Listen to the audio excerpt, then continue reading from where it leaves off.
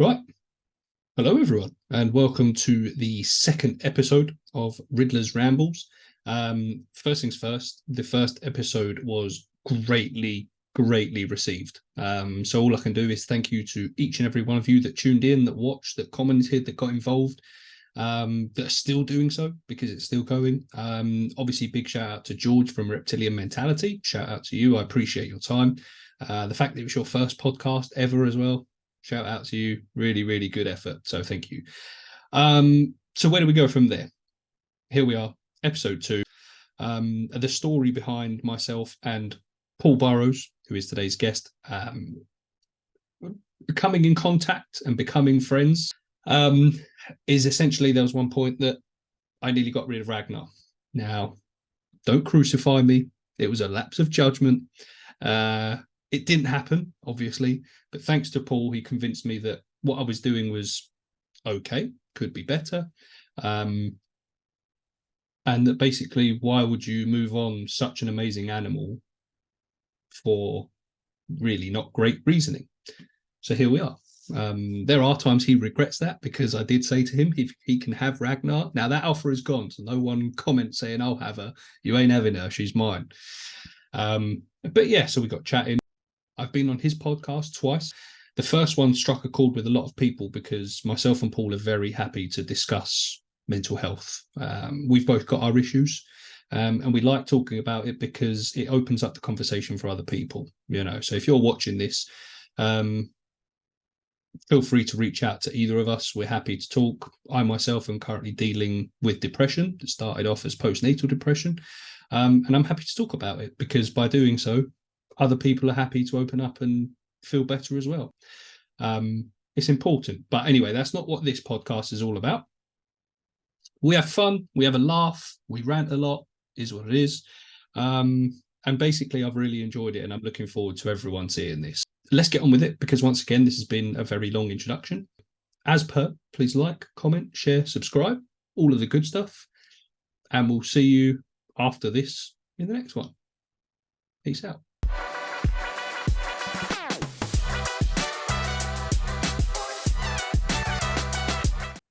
So before we get into anything seriously, for those who follow me that don't follow you, please introduce yourself and the animals you keep. Hello, everybody. Andrew, Riddler Reptiles. I wanted to do it, man. I'm Paul Burrows, out from Paul's Monitors. I keep and breed varanids, monitor lizards. I currently have a group of Gillini. I'll just say the animals that I'm keeping, because I'm going for a bit of a downsize at the moment. So I have a group of Gillini, which are Pygmy Mulga monitors. I have a pair of tree monitors, green tree monitors, Varanus prasinus. I have 6 mangrove monitors, Varanus indicus. I have a peach rope monitor, Varanus jobiensis. I have a bearded dragon. I have a little tortoise, 2 guinea pigs. What else do I have? I'm trying to think. Have you mentioned the Bosque? No, that's going. Oh, is it? So the Bosque is going. One of the tree monitors is going. So I've got 3, but one is going. Oh, yeah. The Kimberleys are going. Mm-hmm. Just going around my room. I think that's all I'll have after the culling. The culling. Yeah, the culling, yeah. Cut that bit out. I'm joking. Yeah, I think that's it. I'm just gonna go around so tree monitors. Mm-hmm. Oh, pair of Ackies, Jesus Christ. Pair of Ackies. And I have a lot of eggs in the incubator, which I may or may not keep some baby Gillini. And a new little gecko as well. Yeah. Ah, yes. Yeah, Reggie. Boy. Yeah, that's the new endeavors. Paul's geckos coming soon. A breakaway. I think that's it. I've pretty much kept everything, man. I've said to you the other day, like over my 10 years of keeping, I've kept everything. Just keep monitors now. I just my true passion are monitors. So everything I own, other than Reggie, who I got like 4 days ago, as of recording this, and my bearded dragon, the tortoise is technically my girlfriend's. Everything I own is monitor, and everything I have owned the last couple of years, outside of 2 snakes, have been monitors. So yeah, just monitors. So what is it about monitors then? Because obviously there's such a variety in every species. Do you know what I mean? In snakes, lizards, like amphibians, like there's variety in all of them. But what is it specifically about monitors that just makes you go, this is me, this is my thing, I like this thing, this is me? What is it about them? I mean, I will elaborate to the answer, but you have Ragnar, so you know exactly what it is. It's hard to explain, but monitors are intelligent enough for humans to perceive that they're smart, whereas all reptiles are intelligent, but humans are too dumb to realize it. Whereas monitors, you can actually perceive their intelligence. They're a lot more interactive and a lot more active, which is a good thing, but also a bad thing because they're a lot more work in that regard. And they just look really badass. They're like so stunning.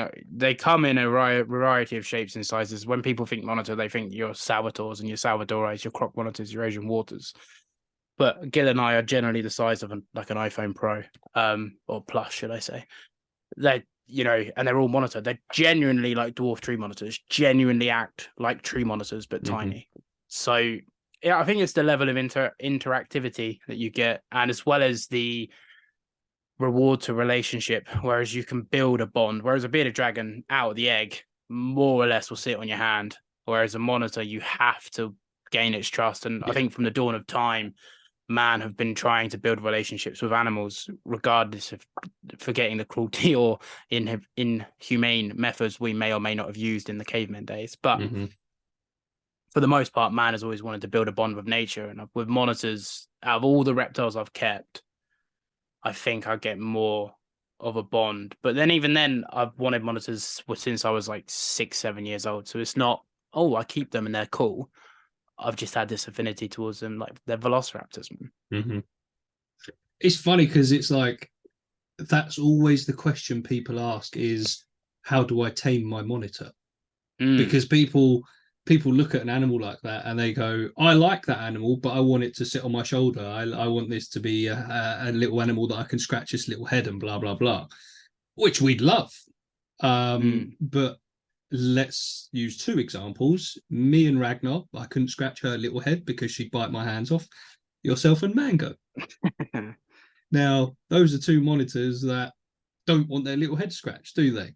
And that's what I know what you're saying. Like, human nature dictates that we want these nice animals that we can connect with, that we can be friends with, and look at my animal. But it's not that easy with monitors, which I think for me, and possibly for yourself, is one of the reasons why maybe we enjoy them so much, because it's not easy. Yeah, I think so.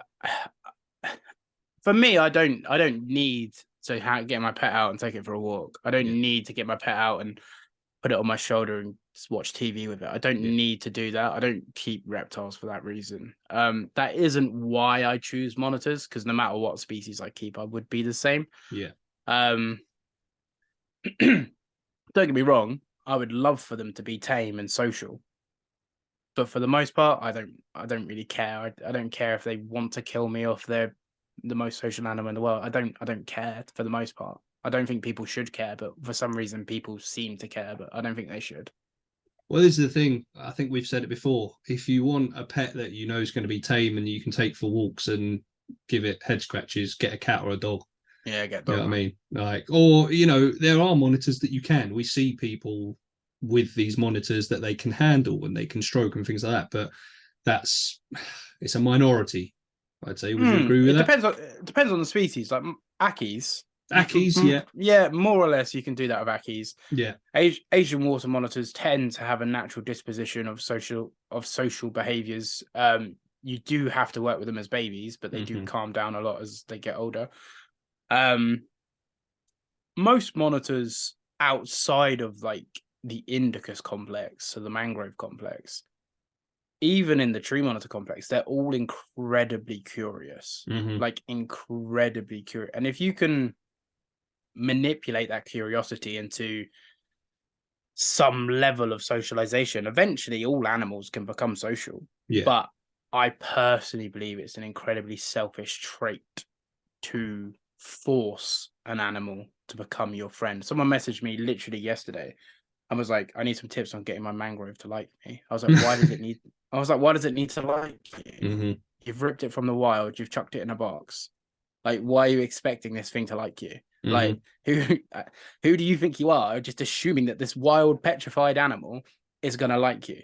Like, you need to put in years of work to prove that you are not scary and you're not going to attack this animal. And then even then, you'll be lucky if it blesses you. Like, it's easy to go in and pick it up or put it in the bath.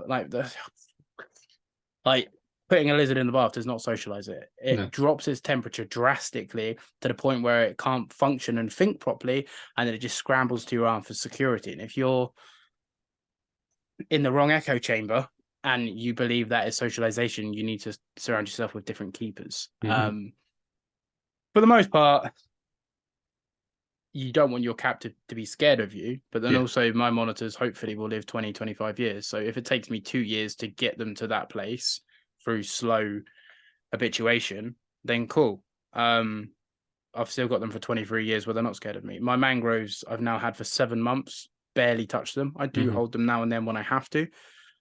All of them bar 2. So out of the 6, 4 of them now will stay out when I'm in the room.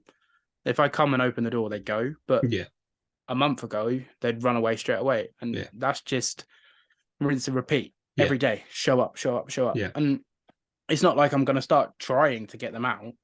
It doesn't faze me. I will eventually once they tongue feed. I haven't even tried to tongue feed them yet because they just run away when they see me. There's no rush.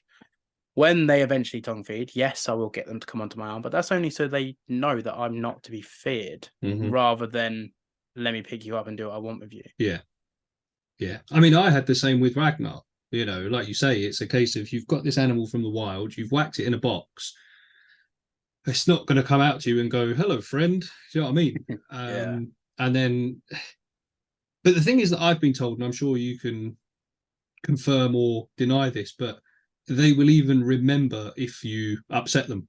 So if you scare or upset them, it's almost like they remember that, and all your progress, I guess, could be scarpered by that a little bit. Is that right? Yeah, 100%. If you mess up, so I have to turn my soil. So basically, if you have deep soil and eventually you spray a lot, eventually the bottom of the soil starts to get stagnant. There's a certain bacteria that builds up, but I forget.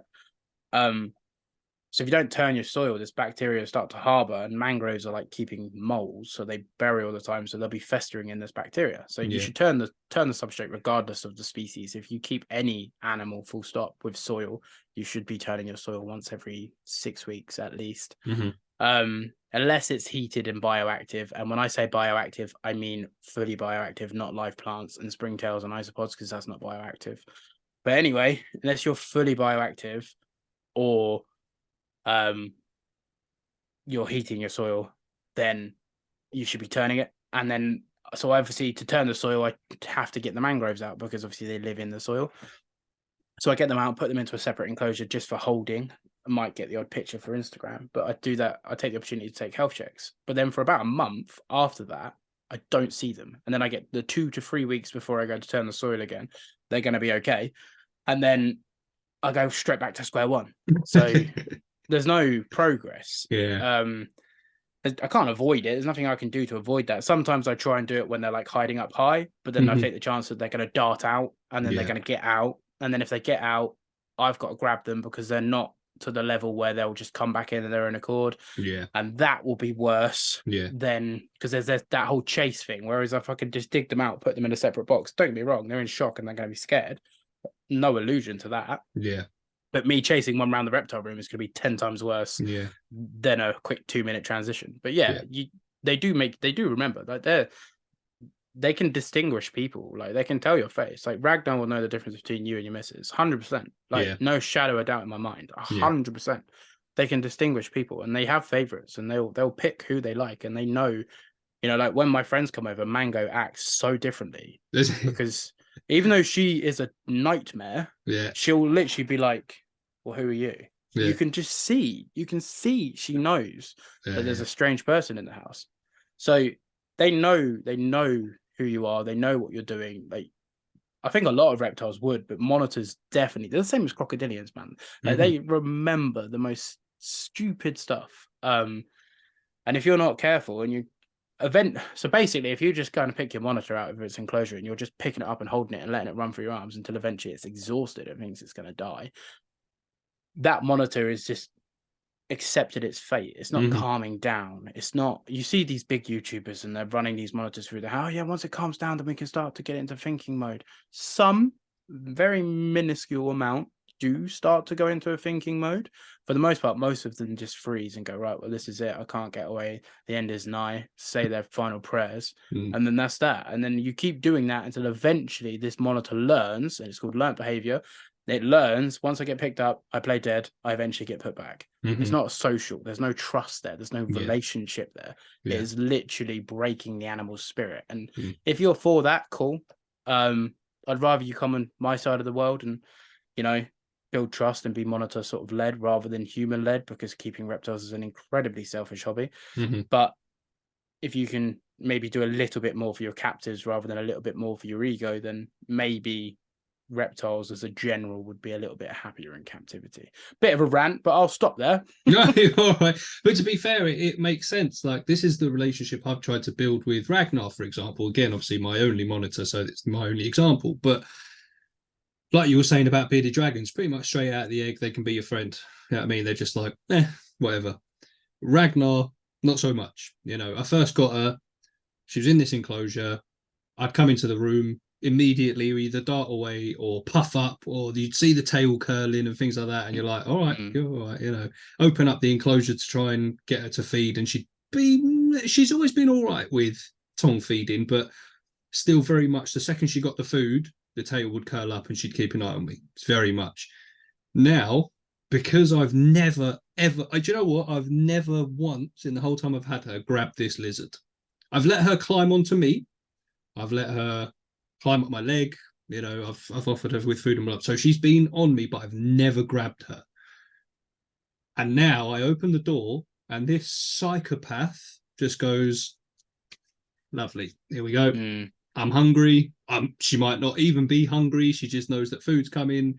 She's out, she'll eat on me, for example. And that's purely because I've let her almost dictate our relationship. You know, I've offered her like these peace offerings. Here, please have some egg. Please have a locust. Please have. Do you know what I mean? And the good and bad thing is she now sees me as the food provider. As you've seen, the bad news is that she's immediately food mode. Here we go. Come and get some. Like, it's hard for me to offer even a hand now because she goes, yeah, that's food. But the good news is that she's not huffing. She's not, you know, curling the tail. She's not looking to attack me. She's happy just to eat and chill and come back for more. So it's very rewarding. It's taken a while. She's nearly 2 years old now. But she's a wild caught monitor who's happy to just, like, you know, in that one of those videos that I did recently, the upgrade of her enclosure, I just let her out. And she was just happy.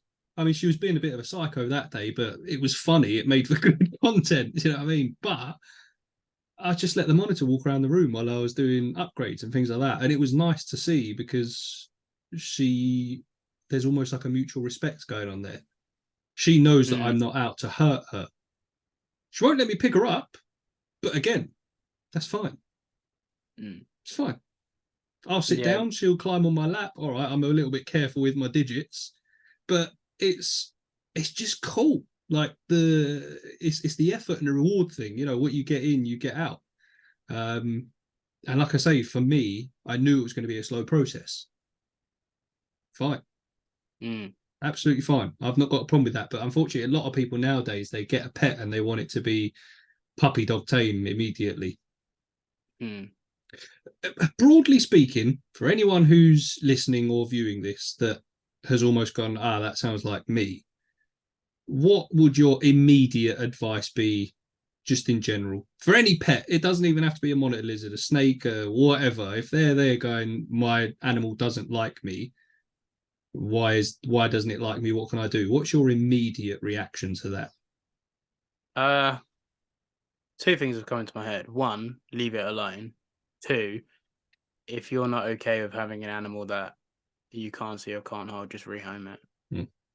Because you're probably going to end up neglecting it. So just rehome it. And I'm not saying, oh my God, I can't handle my lizard, let me rehome it. I'm not saying that. But if you can't be okay, depending on the species, 100% depending on the species, But if you can't be okay with a species, for example, mangrove monitors, they are not a handling species. If you want a pet you can handle, just rehome the mangrove. That's people might not like that answer, but if you can't be okay with it, you never touching it. Got to touch Mango's tail today actually, because she decided to climb onto the very top of the enclosure and her tail came out through the air vent at the front. So, but if you, yeah, so I grabbed her tail. I got it on video as well. Excellent. I'll send it to you. I heard this bang, and all of a sudden the lizard's tail's out the door, and I'm like, oh my god. But yeah, like with all animals, you need to be patient. Like nothing's given. If you want something you can just hold straight away, get a bearded dragon, a crested gecko, or some sort of rat snake, like a corn snake, or I don't know, like a king snake or something like that. For the most, or like a royal or something.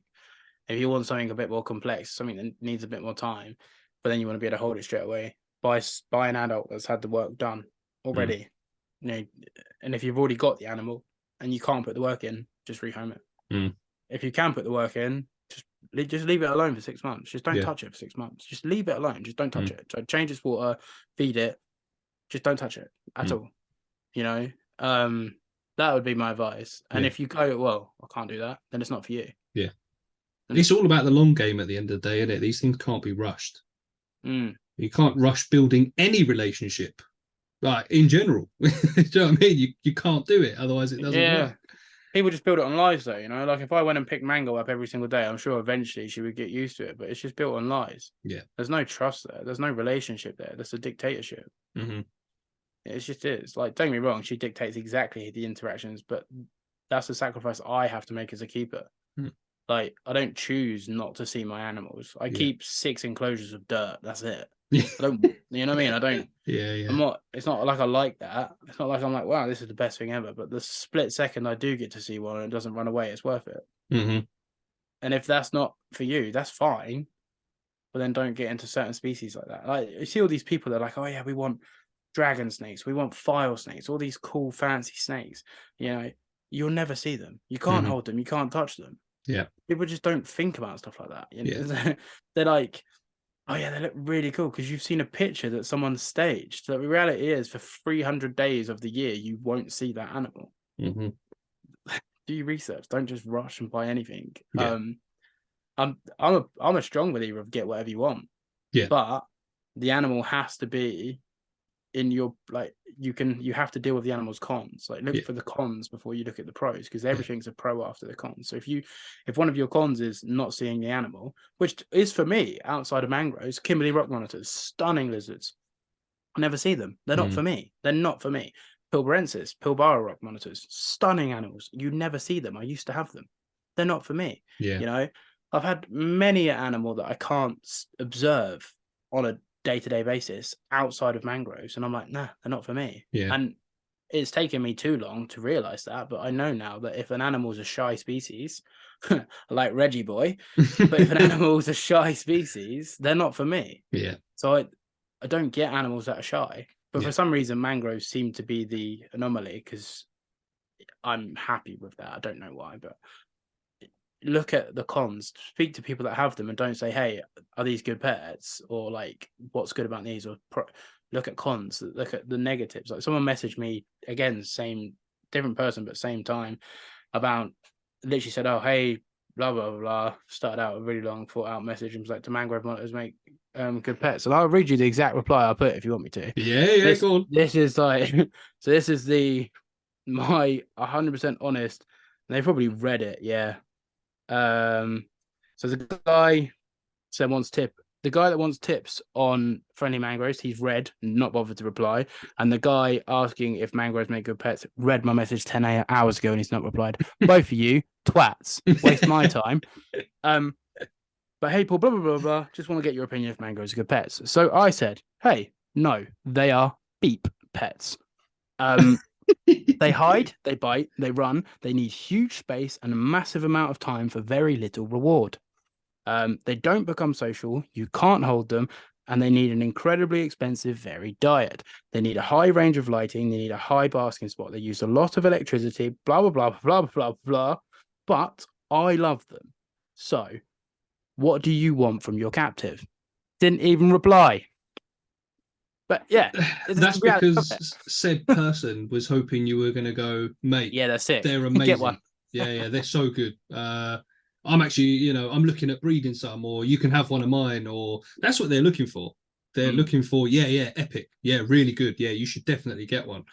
Unfortunately, they've been hit with the truth bomb and gone, well, that's not what I wanted to hear. But this is what happens if you message me. I have no shame. I'll tell you exactly how it is. That's where it should be. Yeah, like mangroves aren't good pets. I love them. I think they're incredible, but I'm a minority. They are not a pet for a majority, and that's fine. And if you want one, I'm more than happy to help you because there's not a lot of good information out there, and I don't think I'm an expert by any stretch, but I'm having good success with what I'm doing, and a lot of the information I found online is wrong. I'm not here to say that it's rubbish or whatever, but it's from what I found. For example, 95 degrees Fahrenheit, which would be roughly around 37 degrees Celsius as a basking spot. Yeah, try 55 or 130. Like, it's wrong. It's just wrong. Yeah. And again, I didn't know until I figured it out over 3 years of trials and tribulations. I'm still learning now, but they're not good pets. There's no point in saying they're good pets. And I saw someone posted on social media the other day. I know exactly what it was, but I don't like naming names. But they were like, them posting on social media is the reason people are getting said animals. And I was like, nah, it's not. I've had people message me and I got a mangrove because of you. I was like, you didn't. You got a mangrove because of you. I didn't tell you to get a mangrove. So I have nothing to do with this. You've decided to watch one reel and go, they're really cool. So don't drag me down in this ship that's clearly sinking. But I lost my train of thought. Welcome to ADHD. But hang on, wait, let me backtrack. You don't have to cut this out. It's fine. We can run with it. But yeah, so I know it's completely gone. It's completely gone. Anyway, it's completely gone. Good point. No, I like that. That's a good. What was I going to say? I don't know. Anyway, moving swiftly on. It's gone. It's completely gone. Do you know what's funny is I'm here. I was just about to go. What you were saying was this, and I'm here going. What point was he making? Yeah. So I've lost it as well. To be fair, happens when I do mine. I have to like pay attention to the chat at the same time. It's so hard to concentrate on both things at once. Yeah. Well, a point that came to my mind whilst we were talking about this and the socialization and your animal getting used to you.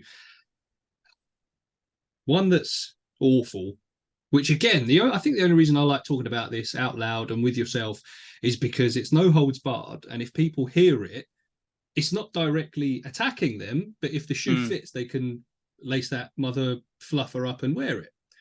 So, for example, keeping your animal in a bare enclosure where you can see it and it can see you at all times, that it gets used to you. No bueno, I'm afraid. It just, that's not it. That's not it. Like, if you were to be plucked out of your house and dropped in a glass box with some big weird monsters watching you all the time and you had nowhere to hide, you're going to be terrified. Like, if you've not got a little duvet you can cover over your head and hide from the monsters, you're going to be terrified. It's the same with the monitors. If you put it in an enclosure that's got a water bowl, a basking lamp, and maybe a vine, that ain't it.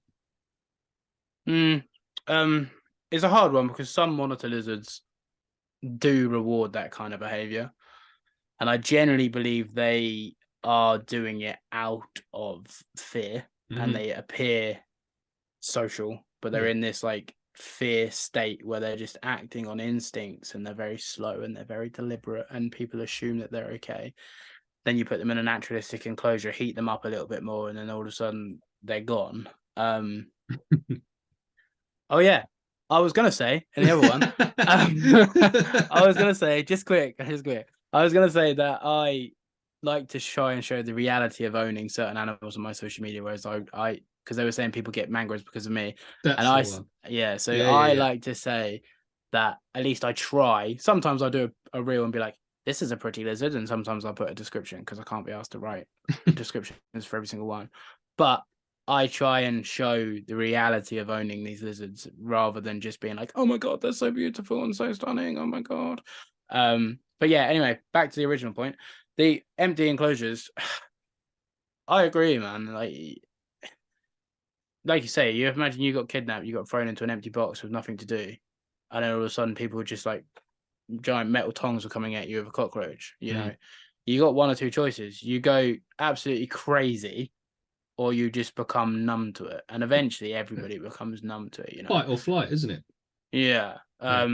But then again, people forget they have a freeze mode. Like someone sent me a video today. I guarantee you they've read it and not replied to me. Someone sent me a video today. Yeah, seen 10 hours ago.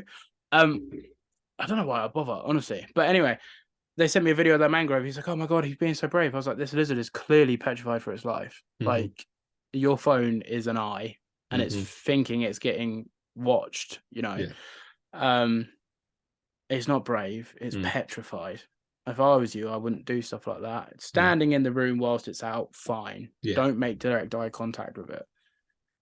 Again, it just comes down to people being selfish. We assume that these animals are ours for the taking, and we feel like we have a right to have them. Like, you know, people that like flowers pick them. People that love them water them. Yeah. So you can't say.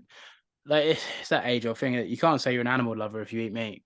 You just can't. If you do, you're a hypocrite. You know, people, "Oh, Paul, you must be an animal lover." No, I eat meat. I can't be an animal lover. Like, that's all. Does it count if I love eating meat though? No, you can love being a carnivore. You can't say you're an animal lover. You can say I love every single animal on this planet outside of, for example, I only eat chicken and pork. So I love every animal on this planet outside of chickens and pigs because I eat. They suffer for myself. Technically, cows do. I don't eat cow, but I have dairy, so technically cows do too. You get my point. Yeah. You know, and even I don't know if you want to get into it because it's probably a whole podcast in itself. But even the idea of keeping lizards in boxes. Is that really good? Is that really a we love animals thing? If you're putting them in a massive naturalistic enclosure, it's a little bit different to put them in an empty box. Like if you're putting an animal in an empty box and not giving it opportunities to exhibit natural behaviors and remove, because people are like, "Oh, but they've got no natural predators and they'll live their whole life." Yeah, cool, I agree. But if you've got them in an empty fish tank, then I think they'd rather take on the natural predators and diet too. So are you really an animal lover if you're doing that? It's also that thing not. of offering choice as well. Do you know what I mean? Like me, for example, with Ragnar, she's got the choice to hide or swim or nest or bask out in the open or bask underneath, you know, a log or something like that. So if she's out because she wants to be. If she's not out, that's because she wants to go and hide or go to bed because she's got a little spot she likes going to bed in. But if you're removing that, then that animal has no choice but to be out. You know, and there's times that we as humans want to just shut ourselves away for a little while. I know I do. Yeah, 100%. I don't want to see people. Sometimes I just want to go to my bedroom and just, that's it, shut the curtains, put the TV on, jobs are good. And you know what I mean? Yeah. So taking that away from an animal, I think the problem is people just see them as just animals. Like they're not intelligent, you know what I mean? And unfortunately, it's where there's lack of education and knowledge, which possibly isn't the person's fault. But if you're going to get an animal like a monitor lizard, you need to do as much reading and things like that and research as you can, and asking people that know better. So, for example, the people asking you, when you're giving them an honest answer, they shouldn't go, "That's not the answer I wanted. I'm going to go somewhere else." They should go, "Gotcha. Roger that." Do you know what I mean? That's the difference. Like one of the things that I read about roughnecks, I think it's the same with the majority of wild caught monitors anyway, but when you first get them, they might seem tame, but obviously they're in that freeze mode, that fearful, they're just shut down, you know? So I read about that. And when I first saw Ragnar, I was like, "Oh, I don't think this is tame. I think this is, well, obviously not tame. I don't think this is calm. This is just shutdown mode. Let's give her some time, put her in there, blah, blah, blah." But it wasn't that long before she was eating off of the tongs in front of me and things like that. But it's just giving her that time. She can hide. She knows she can run away, you know, and it's just about respecting the animal. And hopefully you get that respect in return. If you don't, whatever.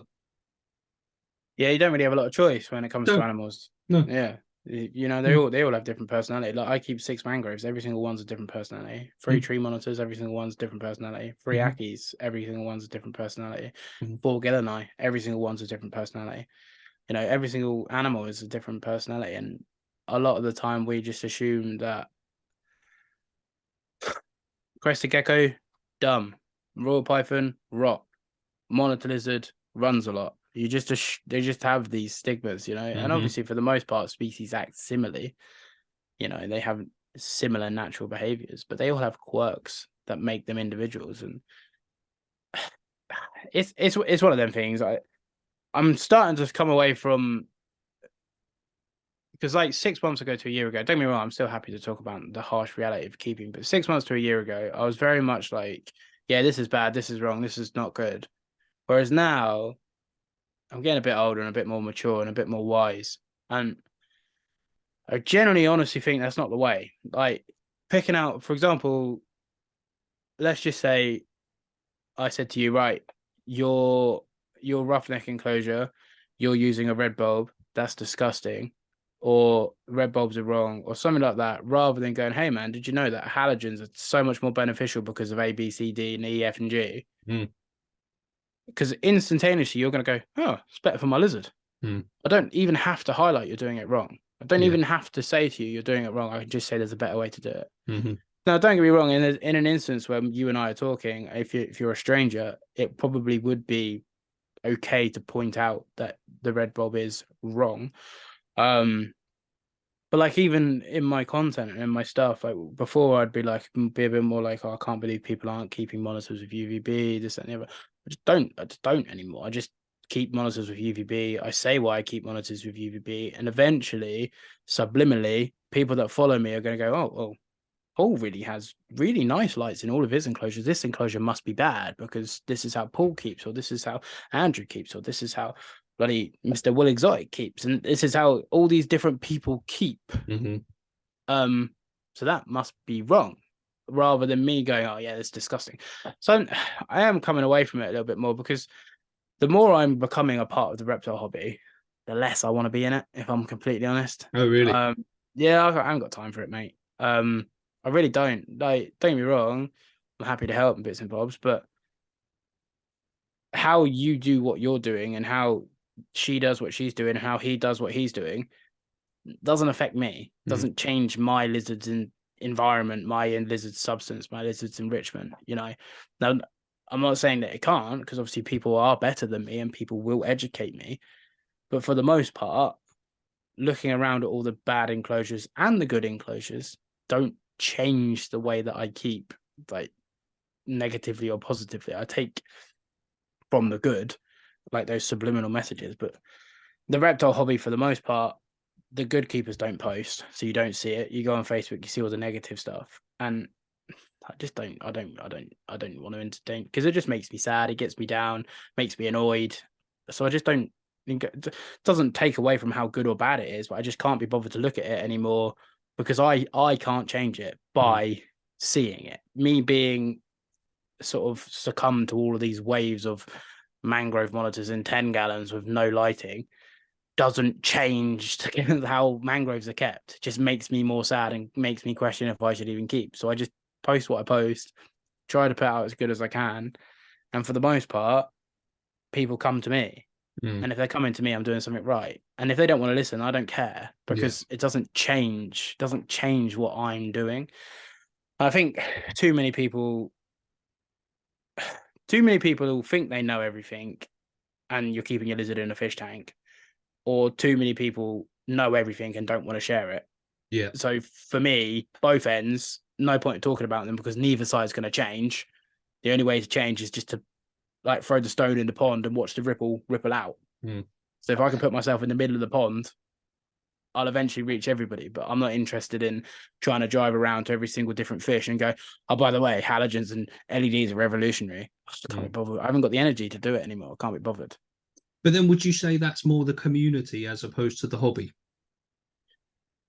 But then what define the difference?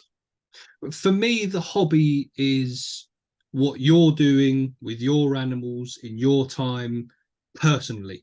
Yeah, that's my hobby though, isn't it? It's not the reptile hobby. It's my hobby. Yeah, but it's still the reptiles are your hobby as such. Like keeping Yeah, but reptiles is your being hobby. part of the reptile hobby would be being part of a reptile community. Mm, Because, for example, my hobby could be surfing, but if I do it completely alone, I'm not part of the surfing hobby. mm. You see what I'm saying? There is a I difference. yeah, yeah, because that's what I mean. Because obviously, the community is those that are also in the hobby for me. Yeah, Do yeah. you see what I mean? So it's like the hobby is this is what I do, this is what I enjoy, this is how I do it. But the community is those that you share that same passion or sometimes lack thereof with. So it's like the negativity doesn't come from the hobby itself because you keep your animals in big enclosures, you keep them with halogens, UVB, LED, blah blah blah. But then other people in the hobby, the hobbies community, maybe don't. Do you see what Mm. I mean? So is it the hobby or is it the community within the hobby? It's probably the community, but I Mm. think we coin it just the reptile hobby, don't we? Yeah. The reptile hobby. Whereas Yeah, for me, it's Paul's monitors and Paul's monitors lizards. yeah, Like I'm proud of the community I'm building, yeah. Of and I course. don't want to not be part of that. What Yeah, I'm saying is I have no interest anymore in trying to fight the good fight yeah. with like armed to the teeth with a pitchfork and a torch. Yeah. For the most part, we're all namaste and meditation over here now. We're all just calm with it. I can't be Mm. bothered to rally up the troops and attack everybody that has something different to me. For the most part, people are not. I've said this to you privately, but we're all on a journey. We're all driving towards death. Yeah, Yeah. it's morbid, but it is what it is. No, One no. day Yeah. we're over. So who am I to judge someone who's not as far along the road as I? Or who am I to judge somebody who's not as observant at seeing different things as I?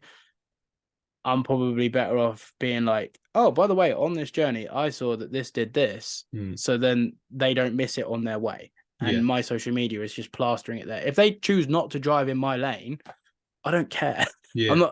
I used to be like, yeah, I don't care anymore. I The really don't problem is we've care. seen that doesn't work.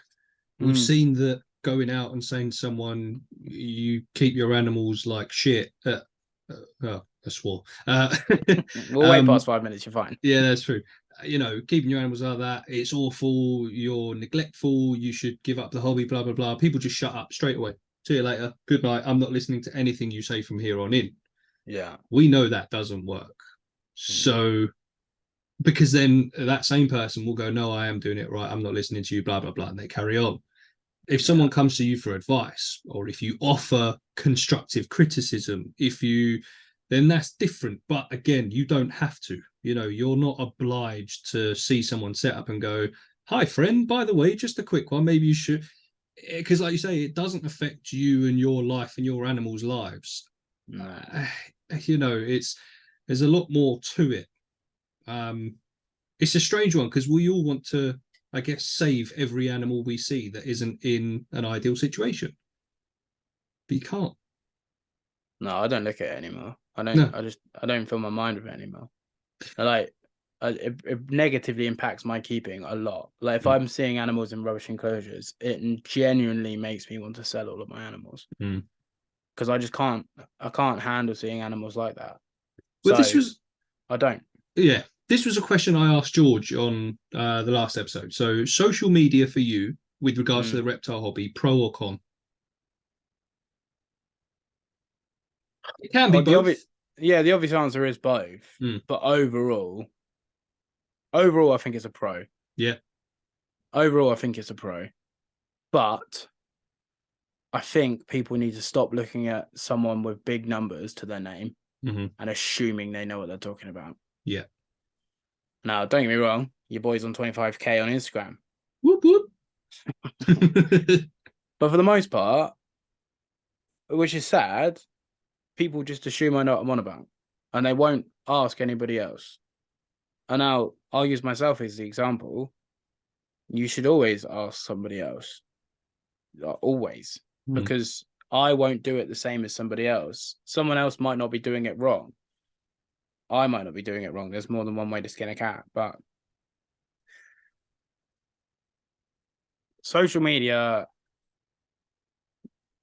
So there's a creator, smaller creator, but he's got a sensible following. And he did a video on how to socialize a monitor lizard. I won't say the species because people will probably figure out who it is, and I'm not interested in hating. Yeah. And I really liked him and his content. Generally really liked. I saw this video and I unfollowed him, unsubscribed to him instantly, because the information he was putting out was so diabolical that I couldn't be bothered to watch him ever again. Because it was that far out. Like, he's made some mistakes in the past. I've made mistakes. Everyone's made mistakes. Yeah, of course. I've made mistakes as well. But this video, fairly recently, makes me so mad. And it's with an endangered monitor species as well. CITES Appendix 1 monitor species. And I was just like, nah. And I wasn't like mad at him because he's in the wrong echo chamber. It's not his fault. And I wish he was better educated. And now I could have messaged him and gone constructive criticism. I could have gone, hey, man, love your stuff. I've been watching you for years. Just to let you know what you're doing is probably not quite right because of X, Y, D, C, A, and G. But then, like most people, and again, this is probably a judge of my character, not his, but most people go, no, I'm doing it right. Because instantaneously, even if you agree with what I say, you feel like you've been doing wrong by your animals. You've also posted it publicly. You instantly go to defense because it's naturally what people do. I am way too busy replying to people that don't even have the time to reply to me to start new conversations with people that I may or may not be able to help. If they come across my content and message me, I will give you all the time in the world. Like, don't get me wrong, the people that don't reply really piss me off. Because I'm taking time out of my day and I don't have to give you my experience and my expertise. I don't have to give you anything. I don't owe you anything. And I also hate typing. Type out these long messages for people and you don't even give me a thumbs up. Just a little double tap. Go F yourself. Right? I ain't got time for that. But some people will reply and go, oh my God, thank you so much. That makes so much sense. Thank you so much. Oh my God, thank you. Yeah. That's why I do it. I do it. I don't do this for like any notoriety. I couldn't care less. Like, I went to a reptile show and a couple of people recognized me. I hated it. Hated it. Yeah. Like, I'm not in this for the fame. I'm not into this for the clout. I don't care. Yeah. I'd love to make it a business so I can just sit at home and play with my animals and talk rubbish on the internet. I'm not going to try and lie, but I think a lot of people think there's a lot of glorification and a lot of status at social media. And I think a lot of people see a clip of an animal, don't see the zoom out, just see the clip of the animal, and then they just assume this person might be gospel, when the reality is they don't have a clue. And again, I don't judge people for that. Like, if you're putting stuff out online, regardless of how big or how small you are, and you don't know what you're on about, I don't judge you for that, because we all think in our own head we're doing the best. I just don't surround myself with it. Yeah. Like, don't get me wrong, it's going to affect keepers lesser than me that don't know the difference between A, B, C, and D. But then that also isn't my concern. If they find my content, then there's obviously fuel to a fire. So they can go, well, Paul's saying this person's saying that. Well, who's right? And then hopefully it sparks curiosity and they can go down the rabbit hole that is learning about reptiles. Yeah. But, mate, I literally, Freddie, bless him, one of my mates, FJR Exotics, he commented on a mangrove post literally yesterday. And Facebook, someone was like, can I see mangrove monitor enclosures for inspiration? And he tagged me, and I was like, but Facebook, that's literally what I replied. I saw that. I saw it. I didn't post a picture. I'm not interested. I'm not interested. Turns out the person follows me anyway. The person who put the post, he's like, oh, I watch your content. There you go. Done. He's already seen my stuff. Done. Yeah. My job's done. Like, normally when mangrove monitors are, my name's in the hat somewhere. Done. I'm not posting on Facebook. Not because I'm worried about what people are going to say. I'm not into that side of the hobby. I've taken myself, me and my little echo chamber, like, and all the keepers I surround myself with. Oh, I'm breeding Gillenite at the minute. There you go. Night, Ragnar. Breeding Gillenite at the minute. Having massive success with Gillen at the minute, more than majority of the UK keepers ever had. I've only ever had Gillen for 7 months, but I'm fortunate enough to know Australians where they're from, so I can message them and go, "Hey, what makes these guys tick?" So I'm not saying I think I'm an elitist and I don't need people. I'm just interested in the people above me. Yeah. Like the people below me, I'm more than happy to bring you up, but you have to come to me. Yeah. Like if you want to come to me, I'll give you all the time in the world. You've got to be willing to listen as well. That's it. That's the thing. Yeah, but even if you're not, I'll give you the time. Yeah. I'll give you the time. Like if you're not willing to listen, that's on you. That's not on me. I don't affect myself. You've done your bit. Yeah, like, but I'm not gonna scroll Facebook or scroll YouTube and see bad things and be like, oh, hey, blah blah. I don't have the energy, and that's what I mean by saying I don't want to be part of it anymore. I think I still want to be part, because otherwise I'd shut up shop with social media. So I'm not saying I want to get out, and I don't like it. I'm just saying I'm not interested in trolling for people, as in like boat fishing trolling, not trolling as in like a internet troll. But I'm not interested in trudging through the reptile community to go, oh, he needs help and she needs help and they need help. Don't care. And also that's a never ever ending job as well. All you'd need to do is be on one Facebook group for half an hour and you'd go, this is too much. Yeah, I don't care. But like you say, if you're putting the content out there that people can find, different. Fine. If they see it and they follow you and then have questions, that's fine. But I guess that's where the pros come in. It's as a case of you're being seen, it's being noticed, and the correct or as close to information is being put out, and it can help animals along the way. That's because at the end of the day, that's what it's all about. It's all about the animals. Yeah, like I say, I've only been doing social media just over a year now, a year and 2 months. My ideologies have changed like 4 times since starting it, and why I started it is still the same method statement of trying to help monitor lizards, but my personal opinions of all of this, it's completely different from when I started, to be honest. Is it your expectations were different to the reality? Social media is a drag, man. Yeah, you do it. It's hard work. It is. I do an Instagram post every day. I reply to every single person. I don't reply to every comment anymore. If you just comment an emoji on my video, I'm sorry, you're just getting a love heart. I don't reply to emojis, but I do a podcast every week. I do a YouTube video every week. Like I tend to I think at the minute I'm at 22 monitor lizards without the culling. I'm on 22 monitor lizards, like I have a son, girlfriend, job. Like, what do I get for it? Nothing. And don't get me wrong, I don't want anything for it. It's not like I'm saying, oh, pay me for my time. That's not what I'm saying. But then also, it's a lot of work for very little reward. Yeah. I mean, like this podcast, for example, is at time of recording, what are we on? The 19th of July. See you all in a month. Yeah, because the likelihood is I'm going to be editing this. I can only edit this on my laptop because that's what I'm recording on. I can't do it on my phone. I can only edit on my laptop at certain times of the day or night, depending on where I am at home or at work or blah, blah, blah. And I will put as much time and effort into it as possible. But sometimes it's a lot easier said than done. Because similar to you, I've got a child, you know what I mean? I've got a house, I've got a mortgage, do you know what I mean? You've got responsibilities. I was late to this podcast because I had to do the washing up. Yeah, I had lizard eggs, so I was late too. There you go, do you know what I mean? So it's finding the balance, but it's also understanding the reality of what running social media pages is. Like for example, I've started night. I've got an aviation photography page, right?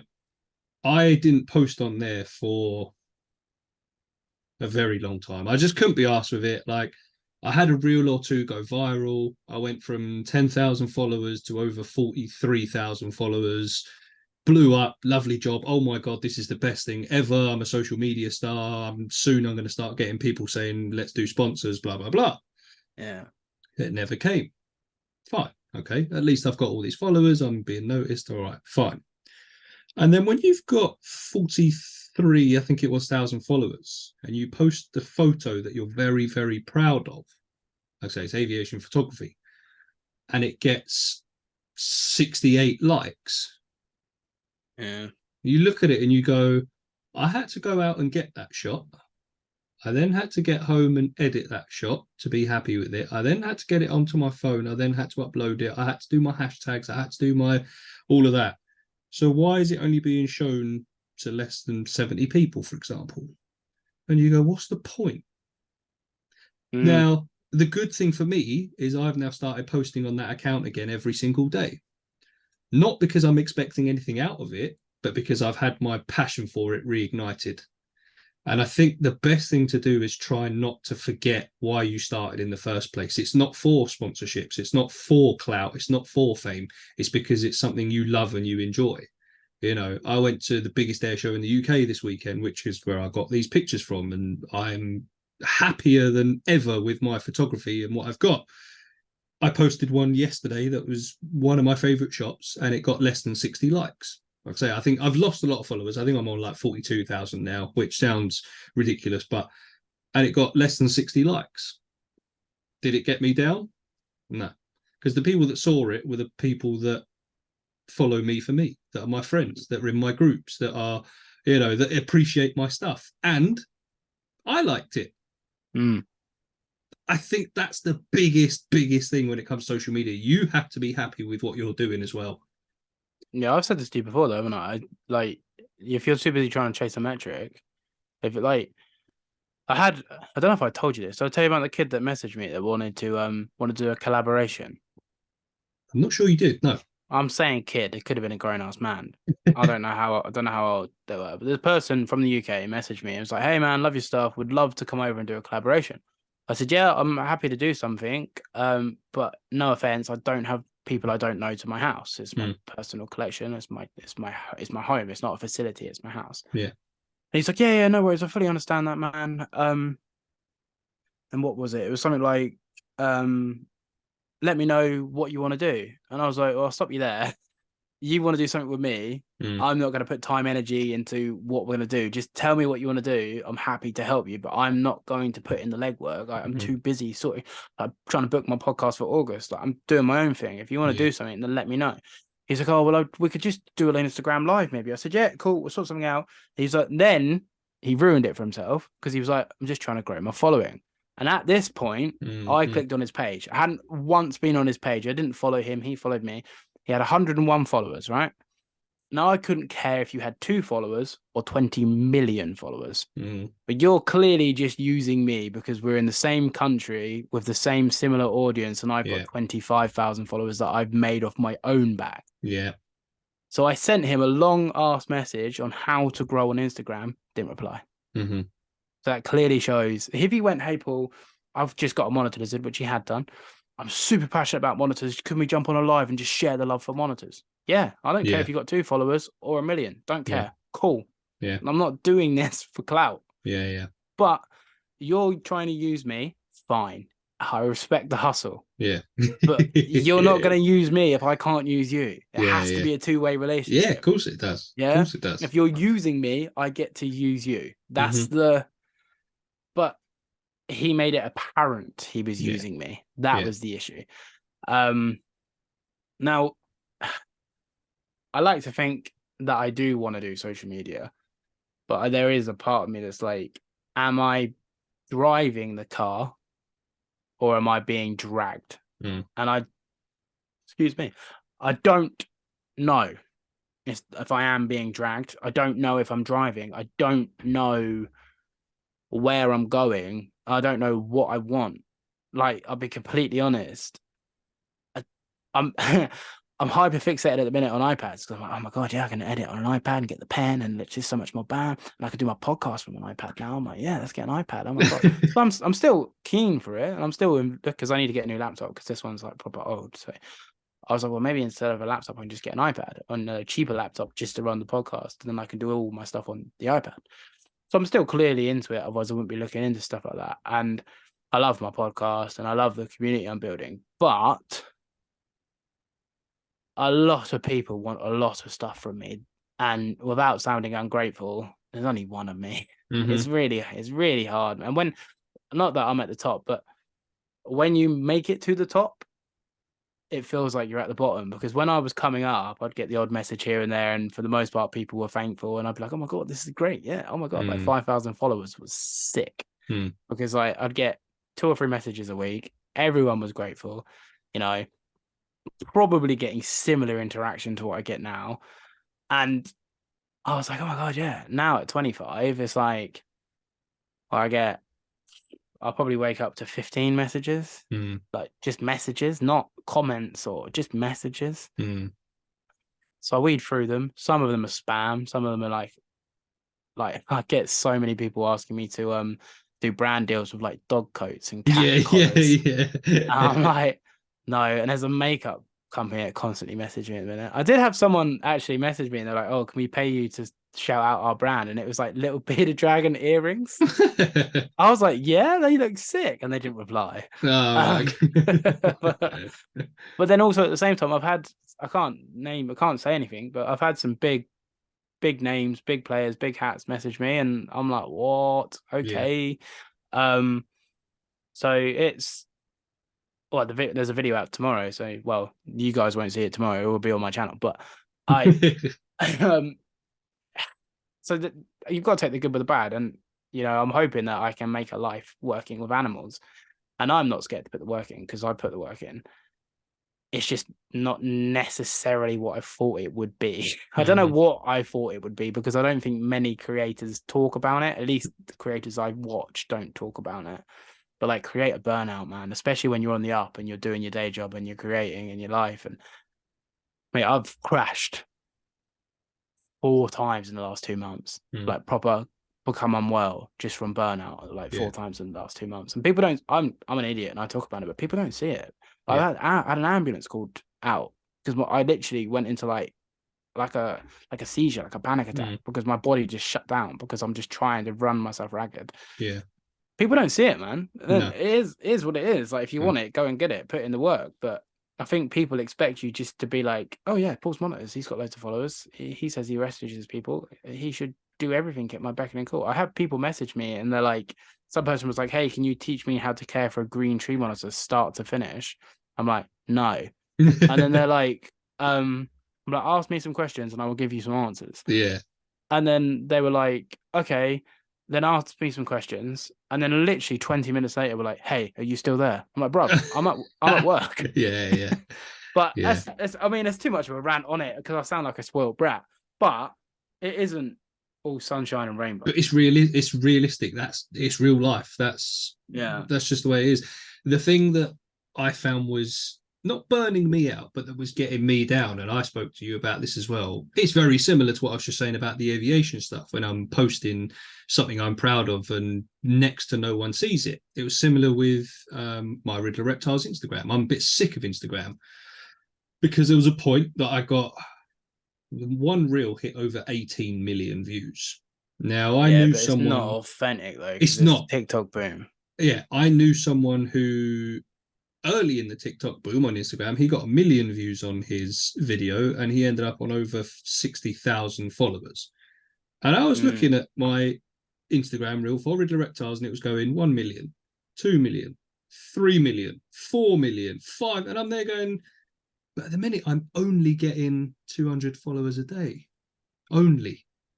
And I was like, but it should be more than that. I should be on a few thousand a day by now. 10 million.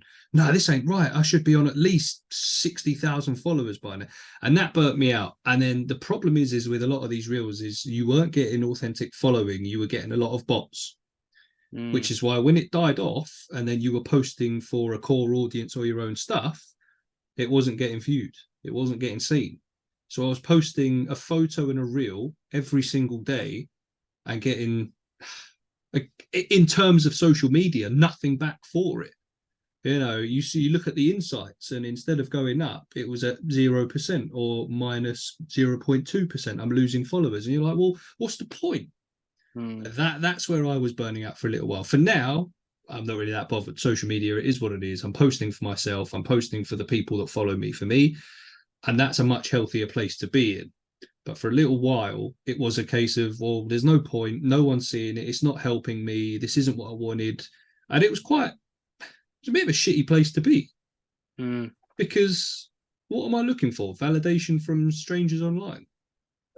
We spoke about this at the time. And I remember you had someone at work that said, oh, wow, you have 18,000 or whatever it was, 16,000. Yeah. And then the penny sank. But I'd been telling you this prior. I'd been saying to you, but you're looking at what you don't have and forgetting what you do have. And you're forgetting let's just say 5 people every video liking or every video comment. You're forgetting them. Yeah. And then by going on your story and go, oh, I only got 20 views or whatever the case may be, those people are like, well, thanks. Yeah. Like, I've been here, and you, like I, for the last 20 minutes, sounded like a little spoiled bitch. Yeah. And then I'd been telling you this, and I'm leading the horse to water, but you were refusing to drink until that person at work was like, oh, you've got how many? And then it all sort of fell into place, and you were like, Jesus Christ, I'm a twat. And I think a lot of people get into that place. I thankfully have never been there with social. I've been there with other aspects in life, but not social. And for the most part, I genuinely think my key to success is that I just don't care if I'm successful or not. And I think people see that and then go, yeah, and it obviously helps. I've got really cool lizards. But I think people see the fact that I don't really give a two what's it's, and they're like, oh, well, yeah, cool. Like, Paul's clearly just like us. Well, it's not fake. That's the thing. It's authentic. This is what we've spoken about a lot. It's just about just being yourself. I've said it before, I'll say it again. My first 3 introductions for my first ever YouTube video was awful. I had to redo it about 3 or 4 times because I'd watch it back and I'd go, well, that's not you, dickhead. Try again. Do it again. Hi, guys. No, that's still not you. You know what I mean? And in the end, I just went, just be yourself. Otherwise, you're going to burn out putting on this mask. It's just not worth it. It's just not worth it. Mr. Beast, which video I watched, Mr. Beast was like, the first 100 YouTube videos you make are going to be absolutely terrible. So don't even think about them. Just make them. If you're watching this and you potentially want to start content creation, just start. Just start. Because there's nothing stopping you other than you. Yeah. So just start. And the first one's going to be terrible. Be okay with that. Learn to be better in every single video from one thing, just one little area. Be better. When you get to the 101st video, then start to like analyze it. But yeah, social media is a hard one because I feel like you get more views if you're wrong or you have a controversial opinion. Yeah. 100%. For example, if I all of a sudden change my page to anti-Rax, I reckon I would boom. But because of the people that want to kill me and then the people that agree with me. Whereas I'm just, like I say, namaste. Yeah. Cool lizards, bit of mental health stuff chucked in. But that's the audience I want. And I don't care if I only get 1 follower a week.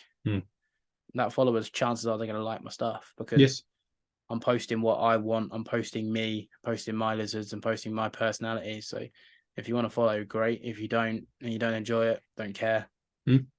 Off you go.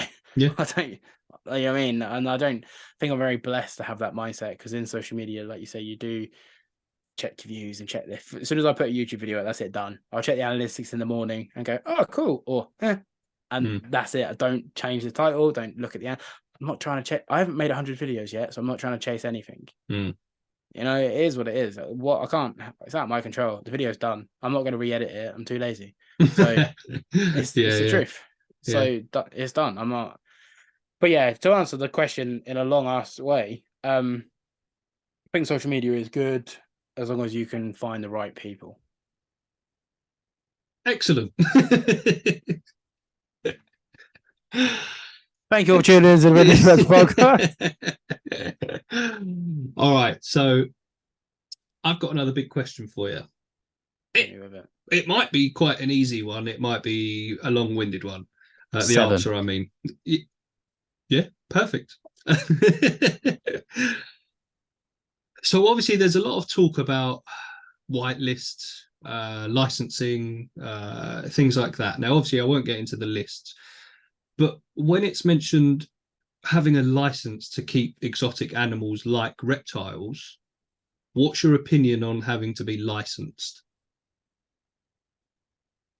Are we talking license for every single species? Or are we talking license for certain species? I'm going to go with every reptile species. So even if you want a royal python, I'm going to start off by saying I'm anti-licensing, but Mhm. I would rather licensing than prohibited or whitelists. Yeah. And if the license is relatively easy enough to obtain, I'm fine with it. So I was speaking to a couple of people behind the scenes on a few bits and bobs, and what I can share is apparently it's done on welfare. So, for example, if the animal can't be cared for by the masses correctly, it is on a list, a prohibited list. You can't keep it. So, for example, let's just say mangrove monitors. Majority of people probably can't care for them properly, so they may or may not make it on the list. So, but then if it's based on welfare, every single royal python, bye-bye. Arguably the most uncared for reptile on the planet. So if we're basing stuff on welfare, yes, they are very easy to keep. But if we're basing on welfare for keeping animals correctly, royals are gone, mate. Mm-hmm. And if you can't let that sink in, add the meme. If you can't let that if you can't let that sink in, then you need to wake up. Because if we're talking welfare, royals, they're bottom of the barrel. Mm-hmm. So they're gone. And now all of the hog noses, Mm-hmm. all the people that are keeping crested geckos, no one gives them UVB. You see what I'm saying? They're all in 50-litre rubs on people's shelves. Everything that's commercially bred, Leos, racks, royals, racks, king snakes, milk snakes, corn snakes, racks, Fresties, tubs, they're gone. They're gone. So everyone's going, oh yeah, we're going to be left with these common species, but are we? Are we? Yeah, they're easy to care for, and you can care for them easily. All the stuff is commercially available, but none of them get cared for properly. Even 90% of homes don't give UVA, UVB, infrared A, infrared B. We're full spectrum lighting. Where the veranded keepers, for the most part, outside of the full spectrum lighting, the veranded keepers, all of them get UVB and UVA in England. Yeah. It's a staple. So if we're talking welfare, maybe my side of the field isn't such a bad place to be. Yeah. I don't think it's going to happen, first and foremost. I don't think it will happen. And I'm also very opposed to it. Yeah. And I will fight tooth and nail. And let's put it this way: if any of my species become on a prohibited list, then best believe your boy's quitting social media and joining the black market publicly now. But it's not going to happen. But I don't think licensing is a horrendous thing. As long as they're not stupidly hard to obtain and they're a staple and a standard. So you can't have my council going, right, it's £1,000 for you to get that license, and then your council saying it's 200 quid. Yeah. It needs to be a consistent, across the board. DWA license, depending where you are, or a AAL license. I think it's an AAL license you need for doing reptile shows. Depending where you are in the country, it's stupidly easy or stupidly hard. It should be a standard. If it's a standard, I'm not against it, but I think anything, as soon as you start taking stuff away, where do you draw the line? You can't. Who are we? And also, while we're on this, if any of you see a reptile survey from any of the shops or like Peregrine or Monkfield, and you're in the UK and you see someone asking you to do a reptile survey to tell you the species you keep, just do it. Just take 10 minutes out of your day and do it, because that will help keep the species that you have at home. Just do it. So take 2 minutes out of your day and do it. And that will help prevent people taking away your pets. Because if you're there on Facebook crying about it, oh no, the antis, but you've done F all to help, then shut up. Yeah. It's like people that cry about politics but don't vote. Shut up. Yeah. You don't have a horse in the race. You haven't tried. Yeah. You can shout all you want, but if you've not spent the 5 minutes if you all didn't send the email to your local parliament to try and stop the change of reptiles becoming from category 1 to category 3 to something, I forget what it is now, but like infectious diseases in October this year. If you didn't send the letter to your MP, you can't cry about it when it comes in. You didn't do your bit. And if you didn't know about your bit, you're following the wrong people. I shared it all. It was on my stories. Chaz from Snakes and Adders, if you're in the UK, follow him. The man's a legend. He shares everything. Just follow the right people and do the work. Put the work in, and it won't happen. And if it doesn't happen, if it does happen, and you didn't put in the work, don't want to hear anything from you. Yeah. I'm going to hear from all of these people going, oh my God, it's so unfair. It's so this. What did you do? Yeah. And again, this is me just speaking my harsh truth. But I don't think it will come in. There's too much money involved in the reptile hobby nowadays. Yeah. You know, more reptiles are kept than cats and dogs, I think. Yeah. Purely because of royals. But doesn't matter. I'm pretty sure we outweigh them. Or at least right up there. I forget. But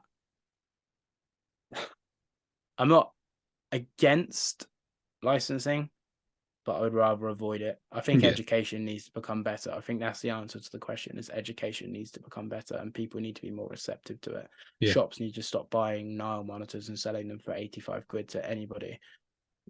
There needs to be some self-regulation. We need to stop bringing animals into the masses that just die. There needs to be some sort of self-regulation rather than letting people that have no horse in the race get involved in our hobby that we all love so much, apparently. Yet we're trying our best to fight each other. So that's what I'm saying though as well. Like, don't get me wrong, I'm anti-rack, not pro-rack at all. But if I was out there attacking rack keepers, it doesn't help the good fight because none of us would be able to keep reptiles because we've been too busy fighting in amongst our own camps that we've just been nuked from the corner. All it's doing is it's drawing attention to the negatives. And that's all the people on the outside are going to see. You know, 100%. It's like what I'm trying to do at the minute with regards. Here we go. I'll tell you what, if we're playing Riddler Reptiles Bingo, I'm trying to get rid of my rack. Now, I'm not doing that by attacking rack keepers. I'm not doing that by attacking the hobby. What I'm doing is I'm basically saying, I'm not happy with this anymore. I don't think it's right. Here's how I'm going to do it. Let's see my animals' lives improve and get better. Now, if I can show a snake in a much bigger naturalistic enclosure with places to hide, overhead heat, UVB, blah, blah, blah, that can only be positive. That's what I'm on. That's those echo chambers. There's people seeing it. Whereas if I put a video out saying, here's why I hate rat keepers, A, hypocrite, B, negative. Neither of those things are good at all. So I think people. That's, and again, the good thing is one of the positives with social media is, all right, you get a big proportion of people that are shitty, but you do find those people that you should surround yourself with that are positive and that help you and that help the hobby as well. You know, I've found some great people, including yourself, that, you know, we're helping each other. We're doing absolute bits. We're helping each other. Constructive criticism, things like that. It can only be a positive, you know. And if we're seen more than those who are screaming and shouting the negatives, that can only be a good thing. Yeah, the problem is with it is, like I say, people forget where they come from. Like, people are very quick to be like, oh, you're not keeping with UVB, but you probably didn't when you started. The people that taught you probably didn't when they started. Yes, it is a standard, and yes, it is a minimum welfare requirement, but you don't have to be a twat about it. Yeah, I'm sure there's things that you do in your life that people absolutely despise. No one's perfect. Yeah, like, that's what I mean. I've come away from it, and I've never attacked people. I've never been that sort of person. I'm not interested in it at all. I think it's an incredibly toxic trait that humans have, that we can belittle anyone for anything. I haven't got time for it. But with that then being said, just be polite. Just, again, I don't even get involved with it now. Rightly or wrongly, I don't know if it's the right answer, but for me personally, it benefits my animals more if I'm not surrounding myself with people that keep that rubbish. I think personally, an absolute bare minimum for any reptile needs to be halogen, UVB, T5, high output, ideally Arcadia. They're sick. And not sponsored. Sponsor me, Arcadia. And LEDs. Yeah. Because it's been scientifically proven that animals cannot interact with their environment correctly without meeting all the different, I forget, they're either rods or cones, one's daytime, one's nighttime, but they have all these different cones or rods in their eyes, and you need all three of those lights to meet said spectrum of light for all of their to highlight all the cone rods, whatever which one way round it is. So if you're giving just a halogen, a UVB, there's a whole spectrum of light that your animal's not even seeing. That's like me covering one of your eyes for the rest of your life. And people are like, no, he's fine, he's got UVB. Some people don't even keep UVB. Some people just have nothing but a ceramic. You're not even heating anything with a ceramic.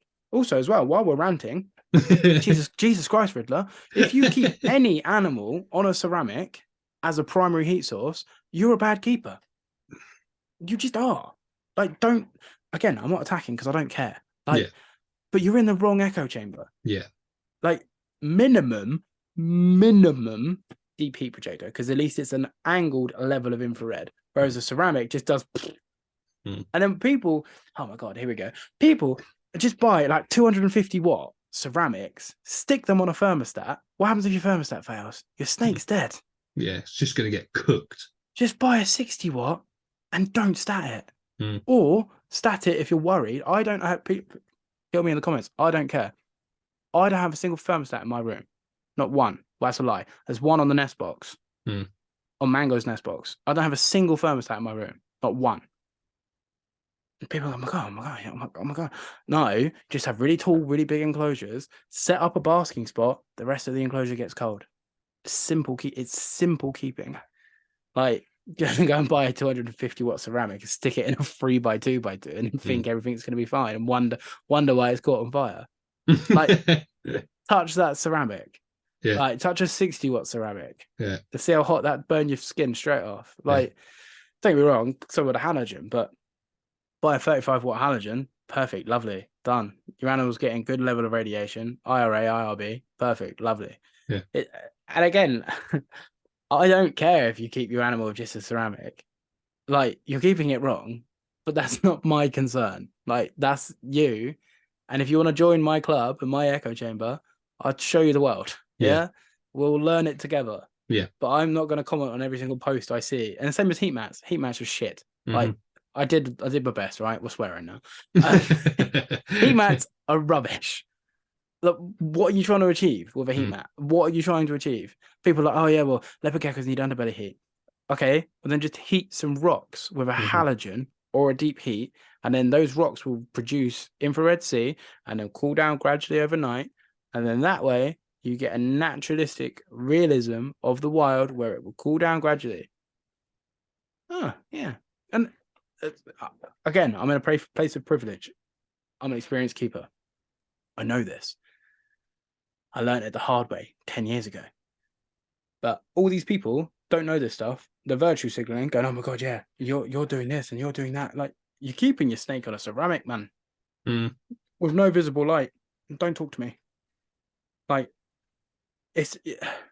that's what annoys me. Again, that's why I don't, because I get all worked up. I know I don't Sorry, like geese. it. That's all right. I don't like it. So that's why I don't get involved with it, because I can't change every single snake that's on a heat mat or a ceramic, and it makes me sad to my core. So I just don't think about it. I don't. Well, that's the thing. If you go looking for it, you're only going to upset yourself.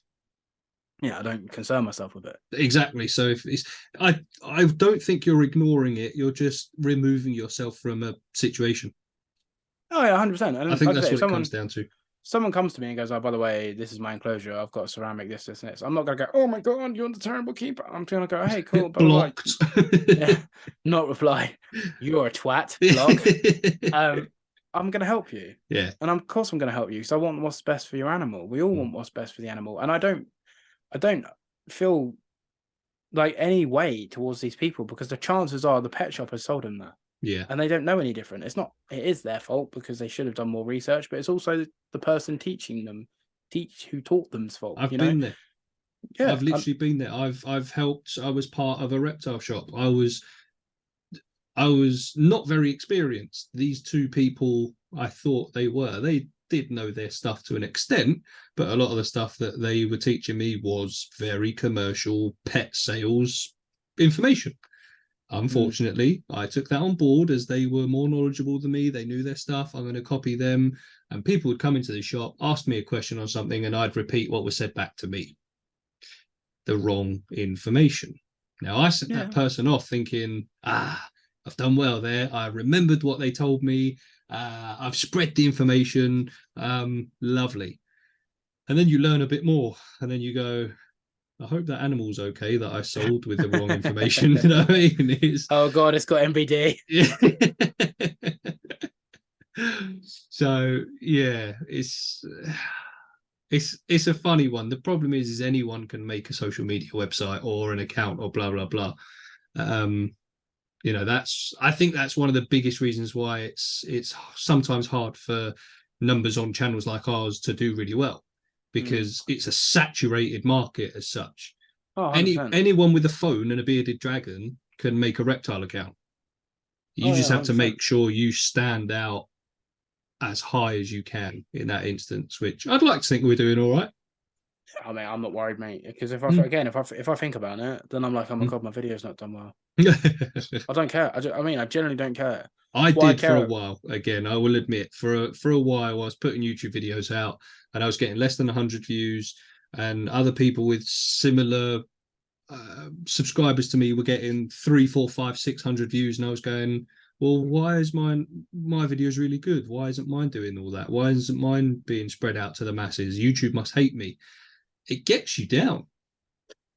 Yeah, I think again though, like, no discredit to you because this is an open bracket, but if your video isn't getting views, the chances are it's just shit. You might be proud of it, but as in the words of Mr. Beast, it's just shit. My videos are probably shit because I don't get loads of views, and I don't care because I'm getting better.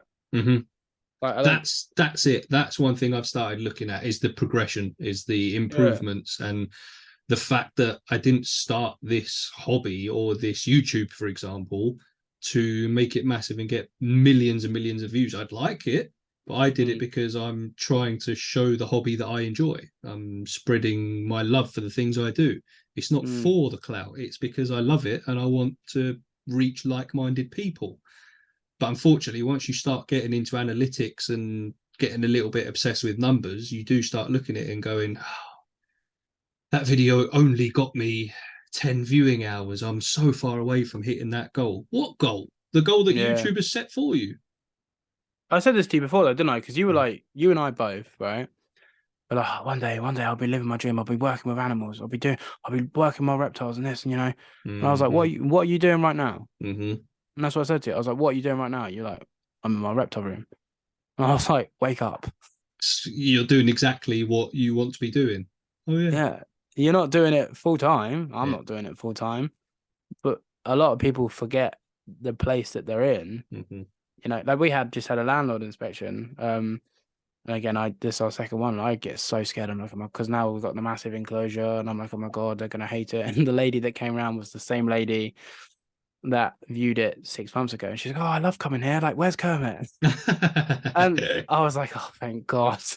But I'm like, oh my God, oh my God, you get so worked up, and the chances are everything's just gonna be fine.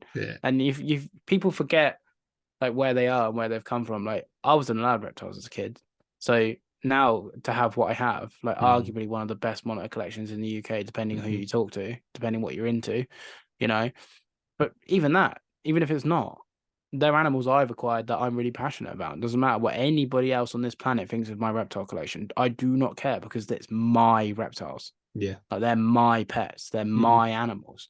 Like, the whole world could be like, oh my God, they're so sick. Or they're rubbish. They're my animals. Yeah. So I don't, and again, the videos I put out, once they're out, done. Like, don't care. I'm putting isopods out tomorrow, which is already out, but probably going to do terrible because I post monitors. Don't care. Don't care, because I enjoyed making the video. I enjoyed making the terrarium. done. And that's why I'm doing it, because I enjoy it. Like, Mm. so I am very lucky that I don't get caught up in, strangely, because I get caught up in a lot of other things in my brain. But strangely, metrics of social media, I couldn't care less if people like or dislike. I'm worried the day that I eventually get hate. I think that'll beat me up, but we're not there yet. We're not big enough yet, apparently. But yeah. Yeah. I've had hate, and it luckily doesn't bother me at all. I don't want to say I deserved it, but a lot of that hatred came from feeding videos of snakes in rats. People are hating on you keeping it a rat, fine. People are hating on you feeding a snake, and they're not 100% vegan, then shut up. Yeah. You know what I mean? If you're crying a snake's eating a rat whilst you're eating a cheeseburger, like, again, this is why I don't like people. I haven't got time for people like that. You know what I mean? Well, it's hypocritical. Yeah, 100%. And what do you want that snake to eat? What do you want that snake to eat? Veggie sausage. I'm not going to give my snakes a bowl of lettuce. Yeah. It's not going to happen. That's what I mean. People are hypocrites. Yeah. No. But that's why I don't like people. That's why I don't like dealing with, like, the public, because people want everything for nothing. And then the chances are, like, I very much practice what I preach. And if I don't, for example, a girl messaged me recently to ask what I think the minimum enclosure size for a tree monitor is, and I recommended an enclosure that's bigger than my enclosure. Yeah. And I said full transparency, my enclosure's this size.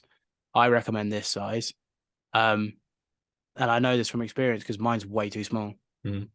So your choice, but I'm telling you, I'm upgrading mine in the next couple of months, but mine's too small.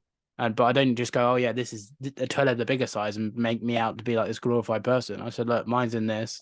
I recommend that, which is quite a bit bigger than what mine's in, because I keep them. I know I've learned from my mistakes. I'm not going to be that person that's like, oh yeah, keep them in this size enclosure because it's great, and then have mine in smaller.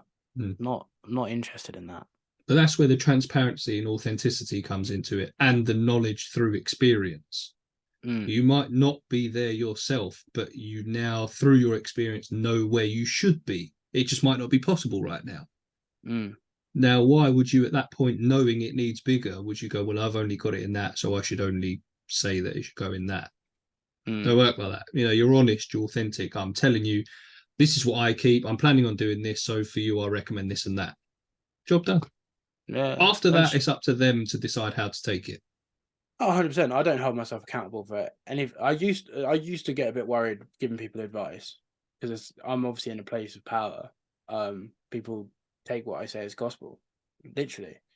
So I used to worry about that, but now, for the most part, I don't worry too much, because I know the advice I give is pretty solid. You know, and if people decide to follow my advice and something to the detriment of the animal does happen, the chances are it's probably not because of my advice. It's a hard line to toe. Like, there was a guy, thinking of the example, he said, what do you use for your ackies? I said, topsoil, play sand, a mix. And he was like, what, kids play sand? I was like, yeah. He messaged me 3 or 4 weeks later. I was like, hey man, my gecko's just died. I was like, right. I'm like, oh, sorry to hear that. He's like, yeah, I used what you recommended, play sand. I was like, I told you to use it for an Aki, not a gecko. And then he was like, well, I assumed they'd be the same. I was like, I didn't say this to him. I was like, well, you assumed wrong. Yeah. Like, I was like, I wouldn't use play sand for a gecko because they will inhale the sand and it clogs, it gets claggy. And an Aki can digest it, whereas a gecko probably can't. So I am pro sand for geckos. I'm not interested in that. Oh, they get impaction. They don't. If you're using the correct substrate with the correct heating, they won't get impacted. Yeah. But don't recommend play sand for geckos. Yeah. Yeah, it was rubbish, but I didn't tell him to do it. So that, again, that's another negative of social media. People hold you accountable for stuff because, you know, I'm giving people advice daily. Yeah. I don't know in 2 years' time if that advice I give is going to be terrible. For now, I think it's sound. But then again, that's why you should speak to multiple people. Don't just go, "Oh, Paul's got 25,000 followers. He's a genius." Yeah. I'm really not. And I don't try to be. My content doesn't show that I am.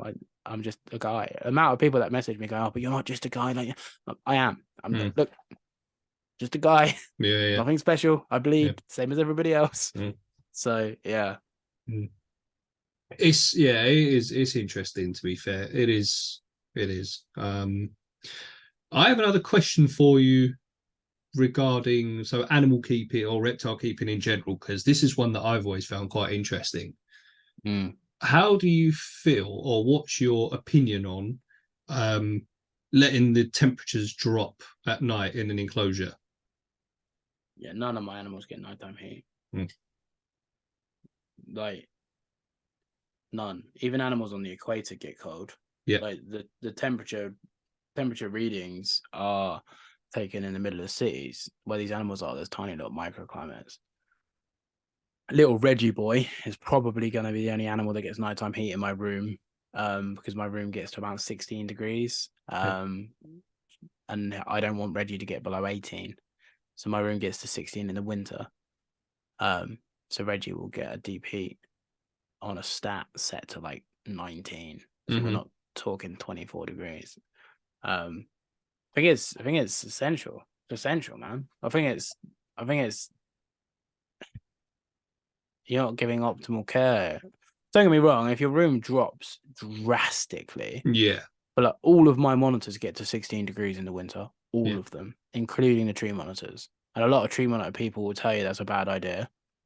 Might be, but I've had no ill effect in the last 3 years of keeping. Slows them attack. This winter, I'm going to completely brumate my Ackies. I'm going to just turn the heat bulb off. Yeah. That's it. Gone. 2 months, no heat, no food. See what happens. Yeah. Like, don't get me wrong, I'm petrified. Yeah. But I've had a lot of better keepers than me tell me to do it. Slows them down. Helps spermatogenesis, which is basically fertility in the males. Helps fertility in the females. Not that I want more fertile Ackies. You'll end for up me, one female Ackie dropping 50 eggs next year. Mate, I've already had 27 in one clutch. I know. I generally I've had 62 Ackie eggs in 80 days. Good Lord. Yeah. Yeah. God help me. But I want them to stop, so I'm going to get them real cold, like real cold. Still going to give them a day-night cycle, probably 6 to 8 hours photo period. That's it. They're going to get a UVB, maybe a halogen for an hour, but that's it. That's all they're going to get. I think it's incredibly important. It slows metabolisms down. It allows them to rest from the blistering heat of the day. Different species, different things. Like little Reggie boy, he's running around at 30 degrees during the day, drops down to about 24 at night. Not ridiculous. The Ackies, they've got a basking spot of 60 degrees and they go down to 22 at night. Yeah. You know, big drop. They need it. You think of a desert. Think of how cold a desert gets at night. Yeah. You know, people don't. And again, I'm not bashing anyone. I couldn't care, but this is sort of the next level from keeping. You know, you keep snake in a box, cool, with your ceramic set to 30 degrees, 24/7. What happens when it absolutely pisses down with rain in the wild? Yeah. What happens when they have a bit of a colder morning and the sun doesn't come up for an extra couple of hours? You know, it doesn't creep through the clouds. You know, once you have a really windy day. Yeah. Haven't installed it yet, but I've cut some vents in to install some fans in Mango's enclosure, so I can just kick some fans on now and then. Why not? Sweet. You know, mix it up, move the air around, give a bit more substance to a box. Yeah, I think people are scared to do it. I think just remember, if you're going cold, don't get them wet. Yeah. Because cold and wet is bad. Yeah. Unless you're some sort of species of salamander, then you might like it. But cold and wet. The problem is it's all these and it's not a problem as such, but I think it's where it all stems for, is the like care guides online. What's the basking spot of my bearded dragon? Or what temperature should my bearded dragon be kept at? And what it will say is X degrees. And that's it. So as far as that person is concerned, that bearded dragon needs to have that heat in that enclosure all the time, day, night. The lamp will go off at a certain time, but the deep heat or the ceramic will continue heating that enclosure at that temperature for the rest of the night, and then blah blah blah blah blah. But then you've just said, you've got to remember what it's like in the wild. Human beings, we're not kept at the same temperature in our houses every day. Bearded dragons are found out in the wild at 4 degrees. Just on a fence post at 4 degrees. I'm not saying go that cold in No, here, but the and they'll sleep real in water world, yeah, the because it holds wilderness, temperature. yeah. That was with Riddler. No, that's no, you. I'm Riddler. Prizes. Prizes. It was with Prizes, Yeah. wasn't it? Yeah, it was madness. It was absolutely madness. I was watching it and going, nah. What do you mean? Yeah, That's yeah, what I mean. Like people don't realize. And do you give nighttime heat to any of yours? No. What about the rack? The rack, yes, the rack is on a thermostat. So yeah, that is. Yeah. But they won't be the ones that I keep that go into an enclosure will be day and night cycle, day and night heat as such. The only other snake that I've got that is on almost permanent heat is because she's currently on a ceramic. That's how I got her. I didn't put the ceramic in there. Is the milk snake. You can I get still paid. put that on a thermostat though. Yeah. Put it on a timer. Yes. Yeah. Which to be fair, I'm hoping to do. I'm going to put it in where the leopard gecko, that's it, because she's on day night cycle, overhead heat, UVB, blah blah blah, all on timer. So I'm going to put it on that. But when I get paid in 5 days time from day of recording this, I can assure you that morning I get paid, I'm ordering a 35-watt halogen. It's going straight in. Jobs are good in day and night cycle. She's got more light, so. But that's one thing that I've always struggled with as well. Like, not always struggled with, that I struggled with initially was, but when the heat goes off, is my animal going to get too cold? Is it going to get, because it's a reptile? But then you think about, like you say, in the wild, the microclimates, in the desert, in the things like that. Like if there's a sunny day, a windy day, a cold day, a wet day, it's just, I don't think there's anything wrong with, because a lot of people would say, yeah, but that's in the wild that you can't control it. You can control it in your house. So you can give them the perfect temperature 24/7, the perfect light 24/7. Who are you to decide what the perfect temperature is? Yeah. Like, can you, like, if people go, oh, what superpower would you have? Like, ask all these. I'd love to talk to animals, man. That'd be my superpower. Mate, but I'd be like, what temperature would I be? Mango, she loves little cool spots. Like, I remember at our old house, the front door, she was right by the front door, and the seal on the front door was gone. So there was a draft.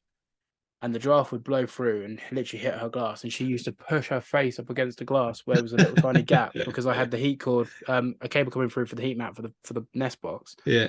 There was a little gap in the glass, and she used to sit up against that for the breeze. And it was, I don't know, 2 degrees outside. Yeah. And this in the winter, like this, and she would sit on it. And I'm like, clearly I keep you too hot, Yeah. But it's like you want to go up to her and go, bro, you're tropical. What are you doing? They seek out these cool spots, especially like I say, I'm not recommending you go down stupidly low, but for me personally and my animals, 16 degrees in no lower than 16, 15, 16 degrees. I'm not panicking. 14, 15 degrees and lower, I personally would be a bit like, oh, is this a bit too cold? Yeah. But 15, 16 degrees. People are like, well, my house is normally kept at like 19 or whatever in the winter. Well, mine's in a conservatory and it's not heated. Yeah. So it can go lower if I want to, but there was a few times I kicked the heater on in there because it was got down to like 10, 11 degrees, and that is too cold in my opinion. It probably isn't, but for the Australian species, but the tropical species, I was like, that's a bit too cold. So I had a heater blowing on them, but for the most part, and that was when we had the -10 snap at the start of this year. Yeah. And my room was like 10 degrees.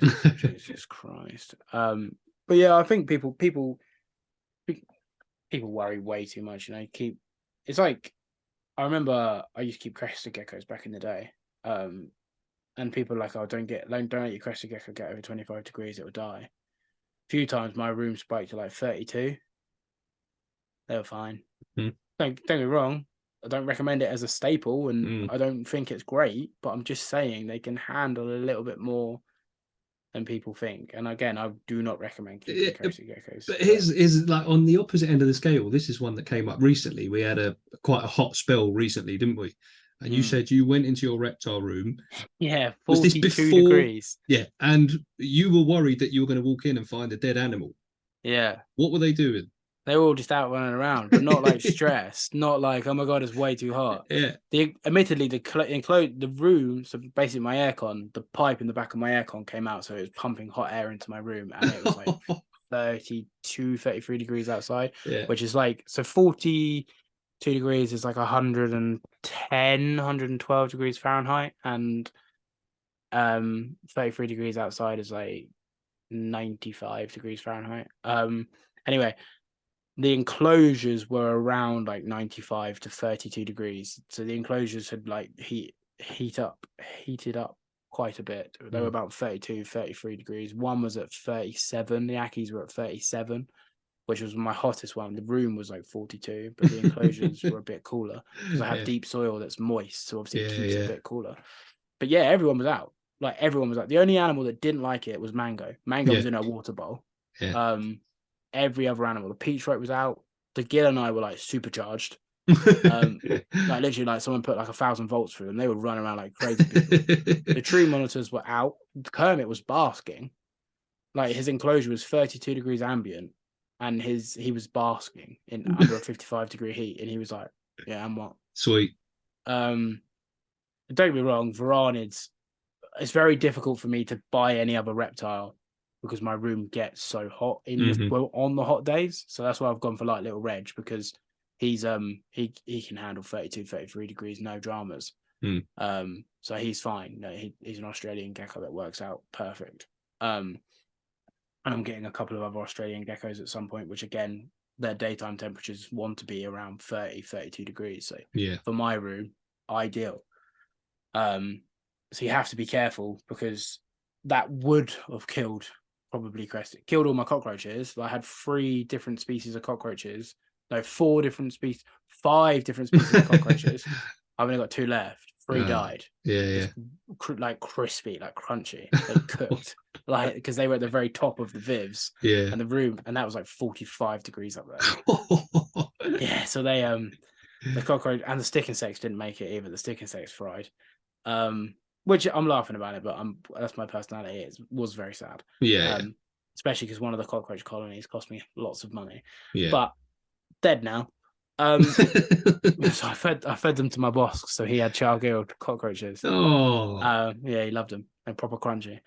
But yeah, like I wouldn't be able to have like a Bronia or even Cresties or like gargoyles or horn snake or something silly like that, or like a temperate species like a jeweled lacerta or something like that. Saying that, jeweled lacerta, does that appeal to you as such at the minute with what you've got and what you've kept in the past?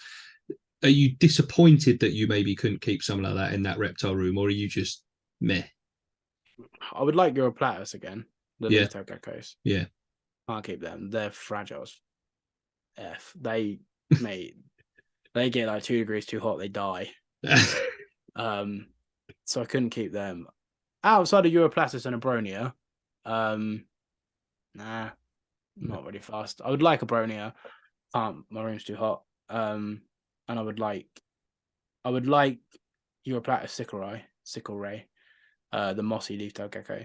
Yeah. I've had Fimbriatus, I've had Henkeli, I've had I forget how to pronounce it. It's like Urban Airway or something like that. I've had the spear point ones. I've had Fantasticus. I've had all that. I'd like a Tokay gecko again. Really miss my Tokay geckos. You've just reminded me. I need to message Jacob again. He found basically someone offered him a Tokay gecko, which he then offered it to me, and I said yes, and he still hasn't got back to me about it. So you're getting a Tokay? I don't know. I hope so. So basically, this was a little while ago. Convert that thing you were going to give me. Convert that for a Tokay. Really? Reptibreeds. Yeah. You have to convert it. So get Cordex. You know Cordex? No. So it's plastic sheeting that they put on the floor to protect flooring and building sites. Oh, yeah. Yeah, so it's like a $5 from B&Q from an 8x4 sheet. Yeah. Cut it, put it on both sides, put it on the back, on the inside. Yeah. Leave the mesh on the top, leave the mesh on the front. Yeah. So when you spray it, it doesn't get water everywhere. Holds humidity in a bit better. You can put it on the top if you want, but you got the front ventilation. Leave a bit at the top so you got cross ventilation. And that's a good size for a Tokay. You get a pair in there. That's sick. I won't complain if you keep it, because Well, It I is what don't it even know is. if this tokay is still available because he basically said this person might be willing to swap one of his baby gargoyle geckos for this tokay. He Mm. hasn't got room for a tokay, so he offered it to me at first. I was like, I don't think I'll get away with having a tokay as well. I won't, blah, blah, blah, this and that. And then he asked me in front of him a little while ago, and I went, yeah, go on then, just as a laugh, just because I like winding my wife up. She was And like, "What's a tokay?" literally, she went, which one's that? And I went, Tree shark. I went, the blue and orange ones that like shout at you and want to kill you. Oh, she went, are they venomous? I went, no. She went, oh, right. She said, what, are you getting one, are you? And I But went, Ragnar is. Ragnar. She does know that. She's asked me a few times. And she went, oh, you're going to get it, are you? And I went, uh, Yeah, of course I am. yes. And she was like, oh, all right. Well, where's it going to go? I was like, there's room in the games room. And she went, oh, all right. Well, as long as it's only going to stay in there, that's right. And I was there going, Get it. what? Get it. How the Tokays are sick, man. how have I got away with? I don't understand how I keep getting away with. I mean, I'm not going to question it, and she's Yeah, probably not going to see this because if we're watching it, she's probably asleep by now. yeah. So Tokays are I, sick. Get a they tokay. are sick. They are. In actual Yeah. fact, I tell you what. Let's make this quite funny, right? I'm going to keep this in as well. I'm going to Okay. message Jacob right now whilst we're on Message this Jacob right now. podcast. And I'll tell the story quickly of me getting reg. So Yeah, we go were on. at a reptile show and I messaged Fee. I was like, you like him? And she was like, she just said no. And I was like, we get him? And she says no. And then I say, too late. And then we come home with little Reg. And Fee's like, he's quite weird, but he's quite cool. And then she's holding him, and I'm like, there you go. And then we both look for little Reg at night now. Yeah, So yeah. it's easier to ask for forgiveness than it is for permission. permission. So, and I've may or may not have located. The lady hasn't replied to me actually. I need to message her again. I've already messaged her and she just ignored me. But I'm trying to secure little Reg girlfriend. Yeah. There you go. I've just said, so I'm midway through a podcast with Paul and we've been chatting about tokay geckos, ... Any news? We want the tokay. We do want, I love them. I think they're great. Yeah, I might be getting a pair. I'm in talks with someone at the minute.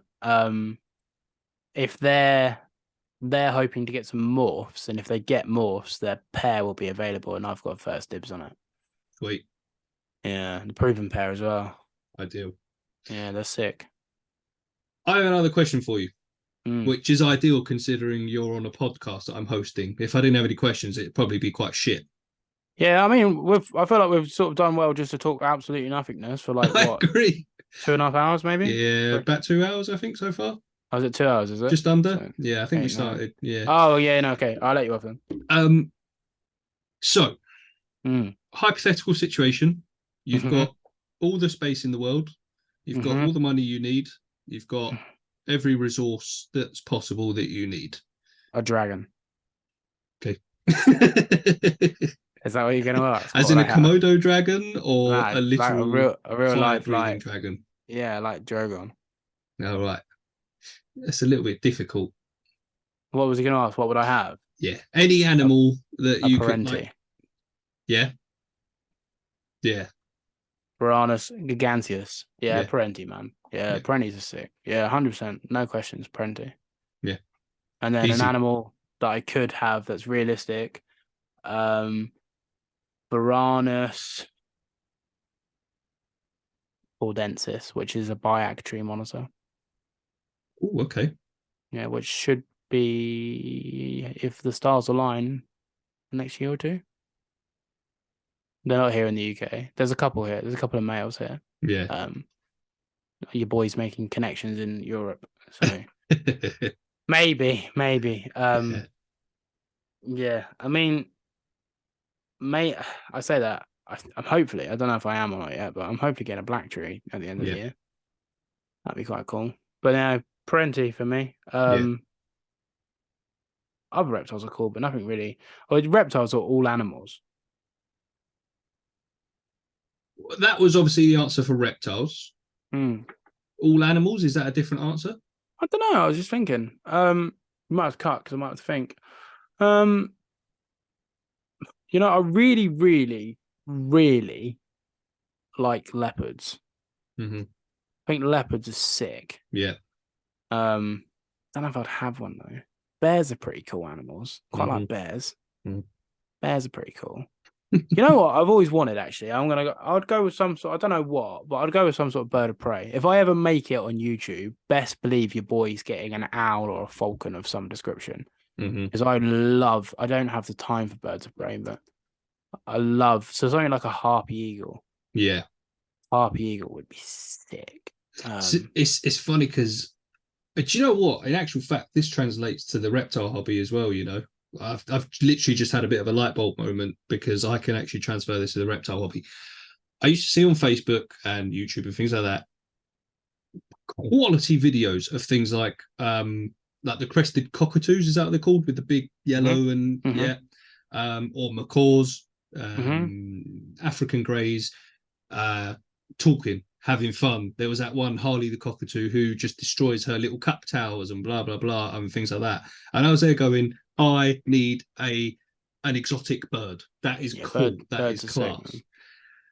And then you start seeing a bit more into it, and then these owners of these animals are like, it's like having a 2-year-old for 80 years.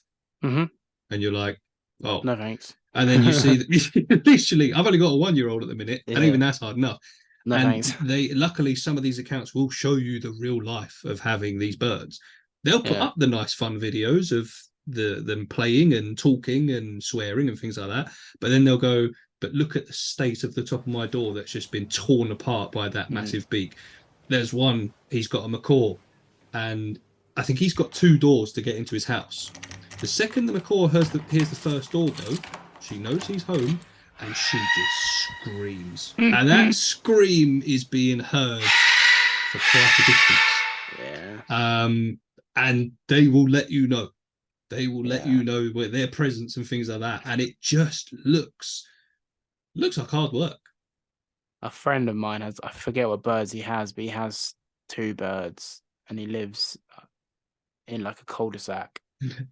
And they screech, and the neighbors hate him. Yeah. They live outside in like a converted aviary, and they just screech. No, birds are cool. Did you know magpies can talk? I did. Magpies are cool. The reason being, was that a magpie? There was a fish shop, like an aquatic shop I used to go to as a kid when I was still in London, and they had, was it a magpie or was it a crow? I think it might have been a magpie. And you go in and it was chatting away. Madness, absolute madness. I think you might have to fact check me on this, but I think arguably the smartest bird on the planet is the New Zealand rook or New Zealand raven, that corvid family. And it has apparently the equivalent intelligence of a 6-year-old. Crazy. Or a 7-year-old. But like I was saying about the birds, like you can transfer that into this hobby as well. Like you see these cool videos of people handling monitors, and you, for example, showing Mango and how stunning she is. I want one of those. And then you'll see the next video is her trying to attack your feet, or tail whipping, or running away from you and getting behind the enclosure and things like that. You go, oh, actually, that looks a bit shit. Yeah, it is. Trust me. It's hard work, man. I do it every day. Like today, so I sprayed her before this, and she's got like a shower door for her door. So I undid the door, and she literally jumped from 5.5 foot up, back right corner, to the front of the enclosure. Like she must have jumped probably 6 foot. And just hit the door, like boom. And I was like, Jesus Christ, have you broke your neck? And then she's like trying to get the sprayer, because I've got a new sprayer now, so it looks like it's the same color as my tongs, which is a stupid idea, but anyway. And I'm like, Jesus Christ. And I'm currently pretty much naked at this point. So there's nothing I can really do to fend her off. Like didn't have the Crocs on, like toes were out. I was just in my boxer shorts. So I was like, I don't need this negativity. So I just shoot her back with a sprayer. She's on the sprayer biting it. Yeah. And then, I throw her back in, and I'm like, all I wanted to do is spray her enclosure. That's all I wanted to do. Yeah. And she just tried to kill me. And I only fed her yesterday as well. So it's like... I've had that before. Yeah, I opened the door just to try and spray Ragnar, and she goes, it's time to eat. I'm coming out. Let's go. And I'm like, no, just back up. Just go back over there and just let me spray you. She's like, no, it's rumble time, mate. You've rung the bell. Yeah, it's dinner time. When the lizard's hungry, they eat. Yeah. But yeah, no, it is a nightmare. Keeping reptiles full stop is a nightmare. Trying to create the perfect little environments in tiny little boxes. Yeah. That's why you go bigger enclosures. It's so much easier. Yeah. Because even if you are slightly too hot or slightly too cold, it doesn't really matter. Yeah. There's more room for error. Well, that's the thing. Another hobby I can transfer that to is the fish keeping hobby. It's a lot easier to keep a big tank than it's a small one. Yeah. Because I remember someone saying to me, the example was, if you wee in a bath, that's a lot of wee to water ratio. If you wee in the sea, big deal. Literally a drop in the ocean. So if you've got a 30-litre tank or a 300-litre tank, which one's going to be easier to keep clean and like parameters, things like that? And I went, very true. That's good, that is. But big brain. It's all these little things like learning from people and experiences and just talking and researching and like say the echo chambers. And you need to be careful with things like that because they can be a blessing and a curse. But I think just being open, not vulnerable, but just being open and just being accepting of whatever you can get basically, and being critical as well. You need to be critical with stuff. You can't just take one person's word for gospel. Yeah, if someone says to me you're doing something wrong, cool, show me why, tell me how, and I'll change it. Yeah. If I'm doing something wrong because it's your opinion and you don't really have anything to back it up that's going to benefit my animal, then fine. You're more than entitled to your opinion. But I need the evidence to prove that it's going to benefit my animal. Yeah. If it's going to benefit my animal, I'll do it tomorrow. Yeah. I'm not too proud to be like, oh no, you don't know what you're talking about. I've had my animals for all these. Nah. Yeah. Every day is a school day.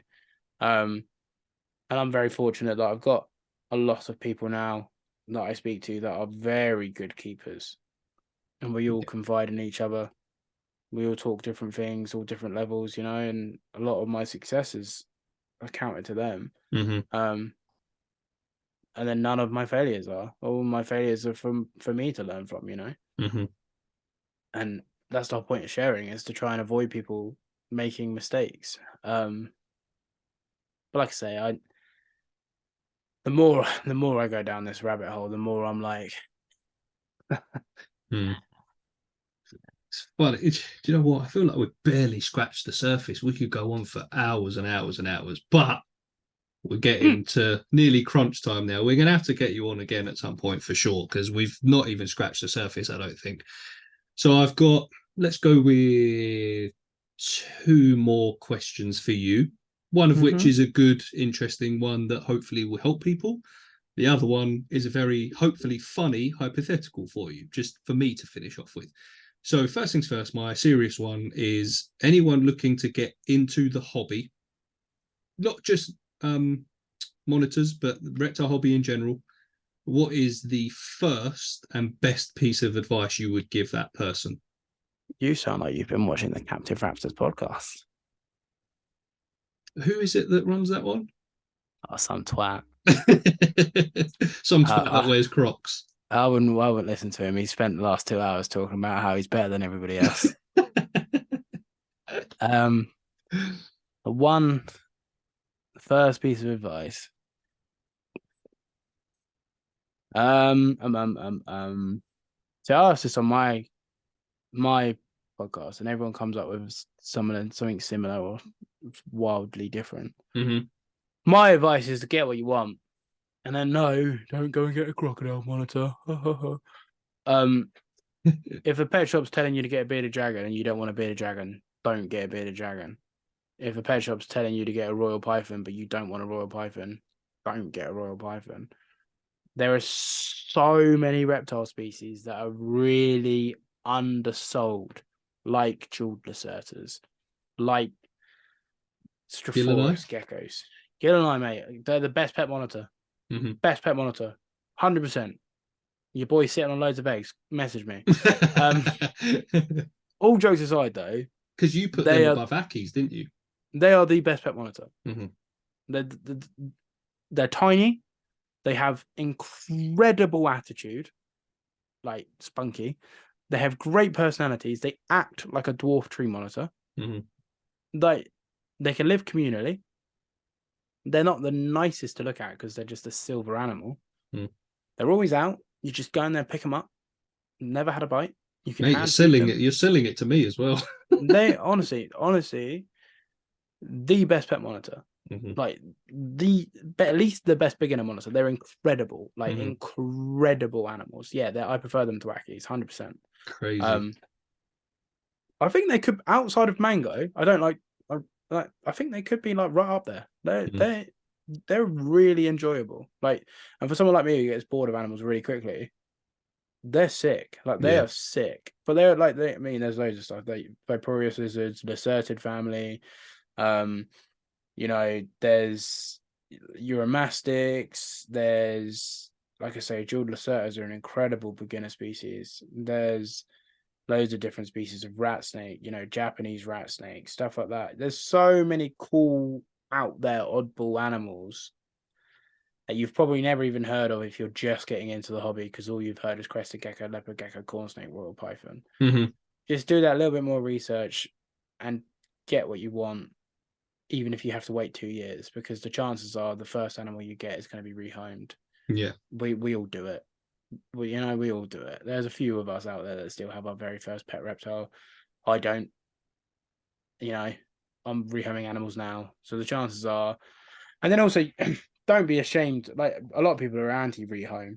For me, if you get an animal and you're really not into it, I'm for rehoming. As long as you find, I think you need to just try and find your core true species and stick with them. Don't try and step out. Don't be like, for me, for example, I know now what I like. To buy a species that just doesn't fit my criteria because it looks cool. It's just stupid. Just figure out your keystones, your pillars, and just stick within them, you know. And if you're not into it, find someone that is. Don't just keep an animal for the sake of keeping an animal just because you feel like you're obliged to. The animal's going to be in the long term better off if you sell it. And try and avoid that. But if you do find yourself in that position, then just rehome the animal. Well, I've done it as well. I had a carpet python. That's it. I had a carpet python for a little while. She was a savage. She was an absolute smackhead.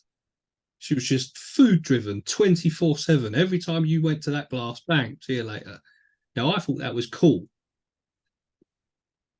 But unfortunately, it got to the point that I was like, this is going to be like a 8-9 foot snake. Yeah, this sucks.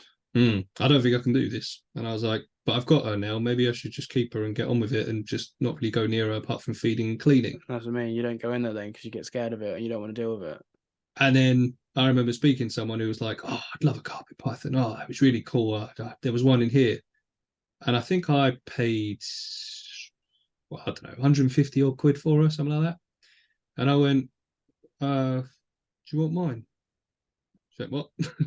I said, well, do you want mine? She said, but why? I said, because I don't think I'm giving her the care she deserves, and I've not, you know, this and that, blah, blah, blah. She went, I can't really afford her at the minute. She said, because I know that one was up for, and I went, have you got 50 quid? Just to cover, like, basically the food and things like that I'd paid for. And she bit my hand off. Absolutely bit my hand off. That snake is now in a much better home than it would have been with me. Now that I'm a little bit more experienced and not so set on having animals that will love me, maybe I'm in a better position to do so. But at the time, I was like, she doesn't like me. She's not going to come near me. I can't handle her. There's no point. She went to someone who could deal with that and was happy to put the time and effort in. Fine. I have no guilt whatsoever with that because that snake is now living a better life. 100%. Like, and again, you need to learn your cons. Like, you see an animal, look at all the cons. Okay, it's not really a handleable species. Is that a con for you? If it is, don't get it. Don't be like that toxic girlfriend that thinks they can change you. You're not going to try and change, or boyfriend. We don't discriminate. Yeah. You're not going to change the nature of an animal. If like I say to you, oh, by the way, mangroves, you never see them. Maybe mine will be different. Yeah. Just don't get one. Like, they're not for you. Don't bother. And if you do get one, deal with the consequences. And if you can't deal with the consequences, you're a twat if you were told about it beforehand. Yeah. And then rehome it. You know, if you go into it blindly, you're still a twat. But we've all done it. We've all done it. You know what I mean? Who Definitely. am I? So yeah, just make sure you get what you want. Get the species you want. Do your research. Get the species you want. Sweet. Now, the last funny one, which I think is going to be funny, and our sort of community will find funny. Now, anyone who doesn't know who's involved with this question might be a bit, well, I don't get it, but hopefully it's going to get exposure to these people as well, and it'll be a good laugh anyway. Right, so my last question for you. My favourite is. No. Okay. Well, maybe sort of to an extent. Right, so these two people, right? Okay. You are on a sinking ship Okay. with Mr. Ravaging Reptiles and Mr. Will Exotic. Yeah. You only have time to save one of them. I'd save neither of them. They're both from America. They can drown. So anyway, you're just out of there. No, carry on. You're picking up your luggage. I can only save one, yeah? You can only save one of them. Who do you choose and show you're working? So if I save one, or do we get saved and end up on a deserted island, or do we get saved and then we just go back to our normal lives? No, you've saved them back to your normal lives. But I'll tell you what, to take away the idea of that other one dying, whoever you don't save ends up on a stranded island. Okay. With only a volleyball. Wilson. Yeah. Well, this one is quite an easy one for me. If I'm honest, I'm not going to try and lie. I'm going to save Will because I've known him for a very long time. And that's the simple answer. Okay. But I'll make it funny because that's what you're trying to go for. Yeah. I would have probably saved Alex, but his British impression the other day was that bad that he can sink. I just can't be to come up with a good British accent. You know what I mean, mate? I haven't practiced in so long that it's embarrassing. I've also just awoken from my slumber, so I'm still half asleep. I'm making a giant ass out of myself, or as you like to say, arse. I'm making a fucking arse out of myself. My point still stands. Will's a massive But both of them probably haven't made it this far into the podcast anyway, so you can both bleep this out if you want. Saving Will, but it's easy for me because I've known him for longer. I've known Will. I've known Will before I was even on social media. Like I went on his podcast before I was even posting on Instagram or social. Mm-hmm. So yeah, just purely on that fact, I've got to go with my boy Will Exotic. Yeah. Sorry, Alex, but at least you get a volleyball on a desert island. What you do with that volleyball is completely up to you, and it's a judgment-free zone. We'll call the volleyball Guardibois. There you go. There we go. Excellent. Before we wrap up, have you got any questions for me?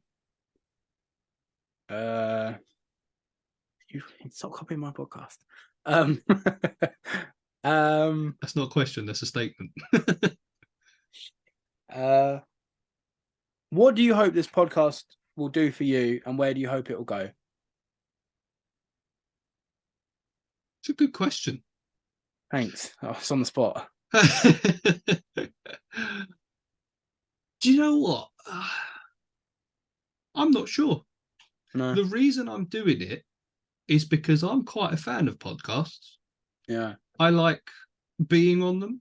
I like hosting them because I've hosted a couple myself in the past. For anyone that knows me, I think I've told you before as well.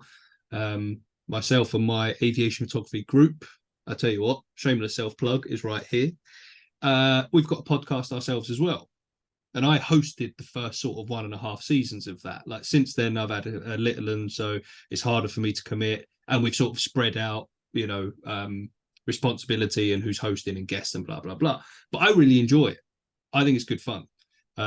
You've invited me on yours a couple of times. I had fun. I've been on Repti Chat with Ben. Great laugh. The first episode of this one when I spoke to George, Reptilian Mentality. Really enjoyable. Mm. But then where do I see it going and where do I want it to go? I'm not sure. This is literally like a case of it's just another outlet, really. I quite like listening to other people's opinions and spreading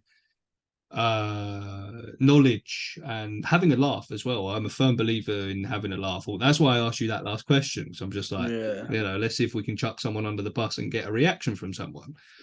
I think laughter is the best medicine. But I also think education and knowledge and sharing that is also very important. If this reaches 5 people, cool. If this reaches 500 people, cool. It is what it like. This one is more for fun. I really enjoy doing things like this. If it goes anywhere, fine. If not, fine. I think it's come at a good time for you though, because if it came 6 months ago, you'd probably be like, "Oh, I'm getting no views," and "Oh, it's a lot of effort," and this, that, and the other. But I know that you really enjoyed editing the podcast. That's the only reason I took mine live, because I didn't enjoy. Because I've done a few non-live and edited them and stuff, and I did think they were better edited, but live just suits me better. Yeah. But I think for you, it's come at the right time. Yeah, I agree. Anything else to ask you? I don't think so. When you getting an Aki? Well, that question could be, when are you getting a Gilleneye? When you getting a Gilleneye? I don't know. I'll give you an Aki, but I'm not giving you a Gilleneye. No? I need the money. That's cool. Akis aren't worth anything, but Has Jacob replied? No, he's probably working. I don't know is the answer to that, because like I say, there was one point we were planning on moving. I was going to get the whole garage in the new house to myself. It's going to be a bigger reptile room, ready for more species and blah, blah, blah. We're not moving. The reptile room is staying the same size. I might try and extend it in the future, but I've got to justify the money and all of that first. So I don't know. I can't get away with getting any more reptiles in the living room. That would be pushing it too far. So I don't know. I'd love a little dwarf monitor of some sort. I don't know. But for anyone watching this or listening to this, if you're ready for your first dwarf monitor, hit your boy UK, Paul's monitors up. Check Paul's monitors. And then, I mean, the final question. Go on. Who would be a dream guest for you on this podcast? David Attenborough. There you go. Because the only reason I said him was because obviously he's very animal oriented. Yeah. Because my first response was going to be Ricky Gervais, but I don't think. Well, actually, no. To be fair, I know he used to have a salamander, but obviously Ricky Gervais probably wouldn't be one to speak to about reptiles. So he would be in a personal podcast. I would talk to that man for years. But on this one, if I could chat to David Attenborough, which obviously isn't going to happen, that would make. Oh, mate, that's what dreams are made of. He is the man. He is the absolute man. But yes, very, very good questions. Thank you, sir. That's okay. Thank you for having me on, mate. It's an absolute pleasure. I wish you the best of the endeavours with this podcast. I think Thank it you, suits you. I've said this to you privately, but I'll say it publicly. I think it suits you. Thank you, sir. So I'm excited to see have you got, you don't have to reveal it, but have you got someone on next? Have you got someone planned? No. Okay. No, how exciting. I've got a couple of ideas in my head, but I've not reached out to anyone yet. Because like I say, the problem is I don't know how long it's going to take me to edit this one and get it out. So I don't want to say to someone, should we set a podcast up and then in a month's time this still isn't out? I'm hoping it'll be out before a month's time, but because I'm doing the B-roll and the edits and blah, blah, blah. And to be fair, we've been going for 2.5 hours now. It's going to take a little while to edit. But yeah, I think there's much editing to add for this one, to be fair. There's a little bit we're talking about a few lizards, but for the most part, it's just been conversation. Yeah. Yeah, see. Well, that's what, when you asked me the other day, have you got anything in particular you want to talk about or just wing it? And I went, no, just wing it. And we did. And we did. Here we are. Right at the end. Thank you all for tuning in, watching, listening, viewing, and subscribing. Yes. Don't forget that subscription. So obviously, your boy, Andrew, Riddler Reptiles. Please like, comment, share, subscribe, all of the good stuff. And yourself, if you want to just quickly plug your own social media sites. Andrew, Riddler Reptiles. Just Paul's Monitors, YouTube, Instagram. Paul's Monitors. YouTube, Instagram. Come check us out. That's all we do. Monitors and soon to be Paul's geckos. But give me 6 months when I get a nice sale. I'm going to drop like $4,000 on some geckos. Probably won't, but I'm stick around for that. Yeah, right. Thanks for having me on, mate. I said I've enjoyed it. I got all riled up for fucking people keeping ceramics, but other than that, I've enjoyed your time. So no, likewise. For having me on. Likewise. Cheers for coming on. And to be honest with you, as long as you're happy to do so, we'll probably have you on again at some point, because I'd say we've barely scratched the surface. But yeah, anyway, thank you very much. And I'll chat to you soon. Everyone else, Peace. take Peace it out. easy. A peace out. So on this That's one, we'll fine. basically just jump straight into it. I'll try and not swear. 12 seconds later. But anyway, right, do your intro and then let's do the shit. Sorry, Well. oh, fuck.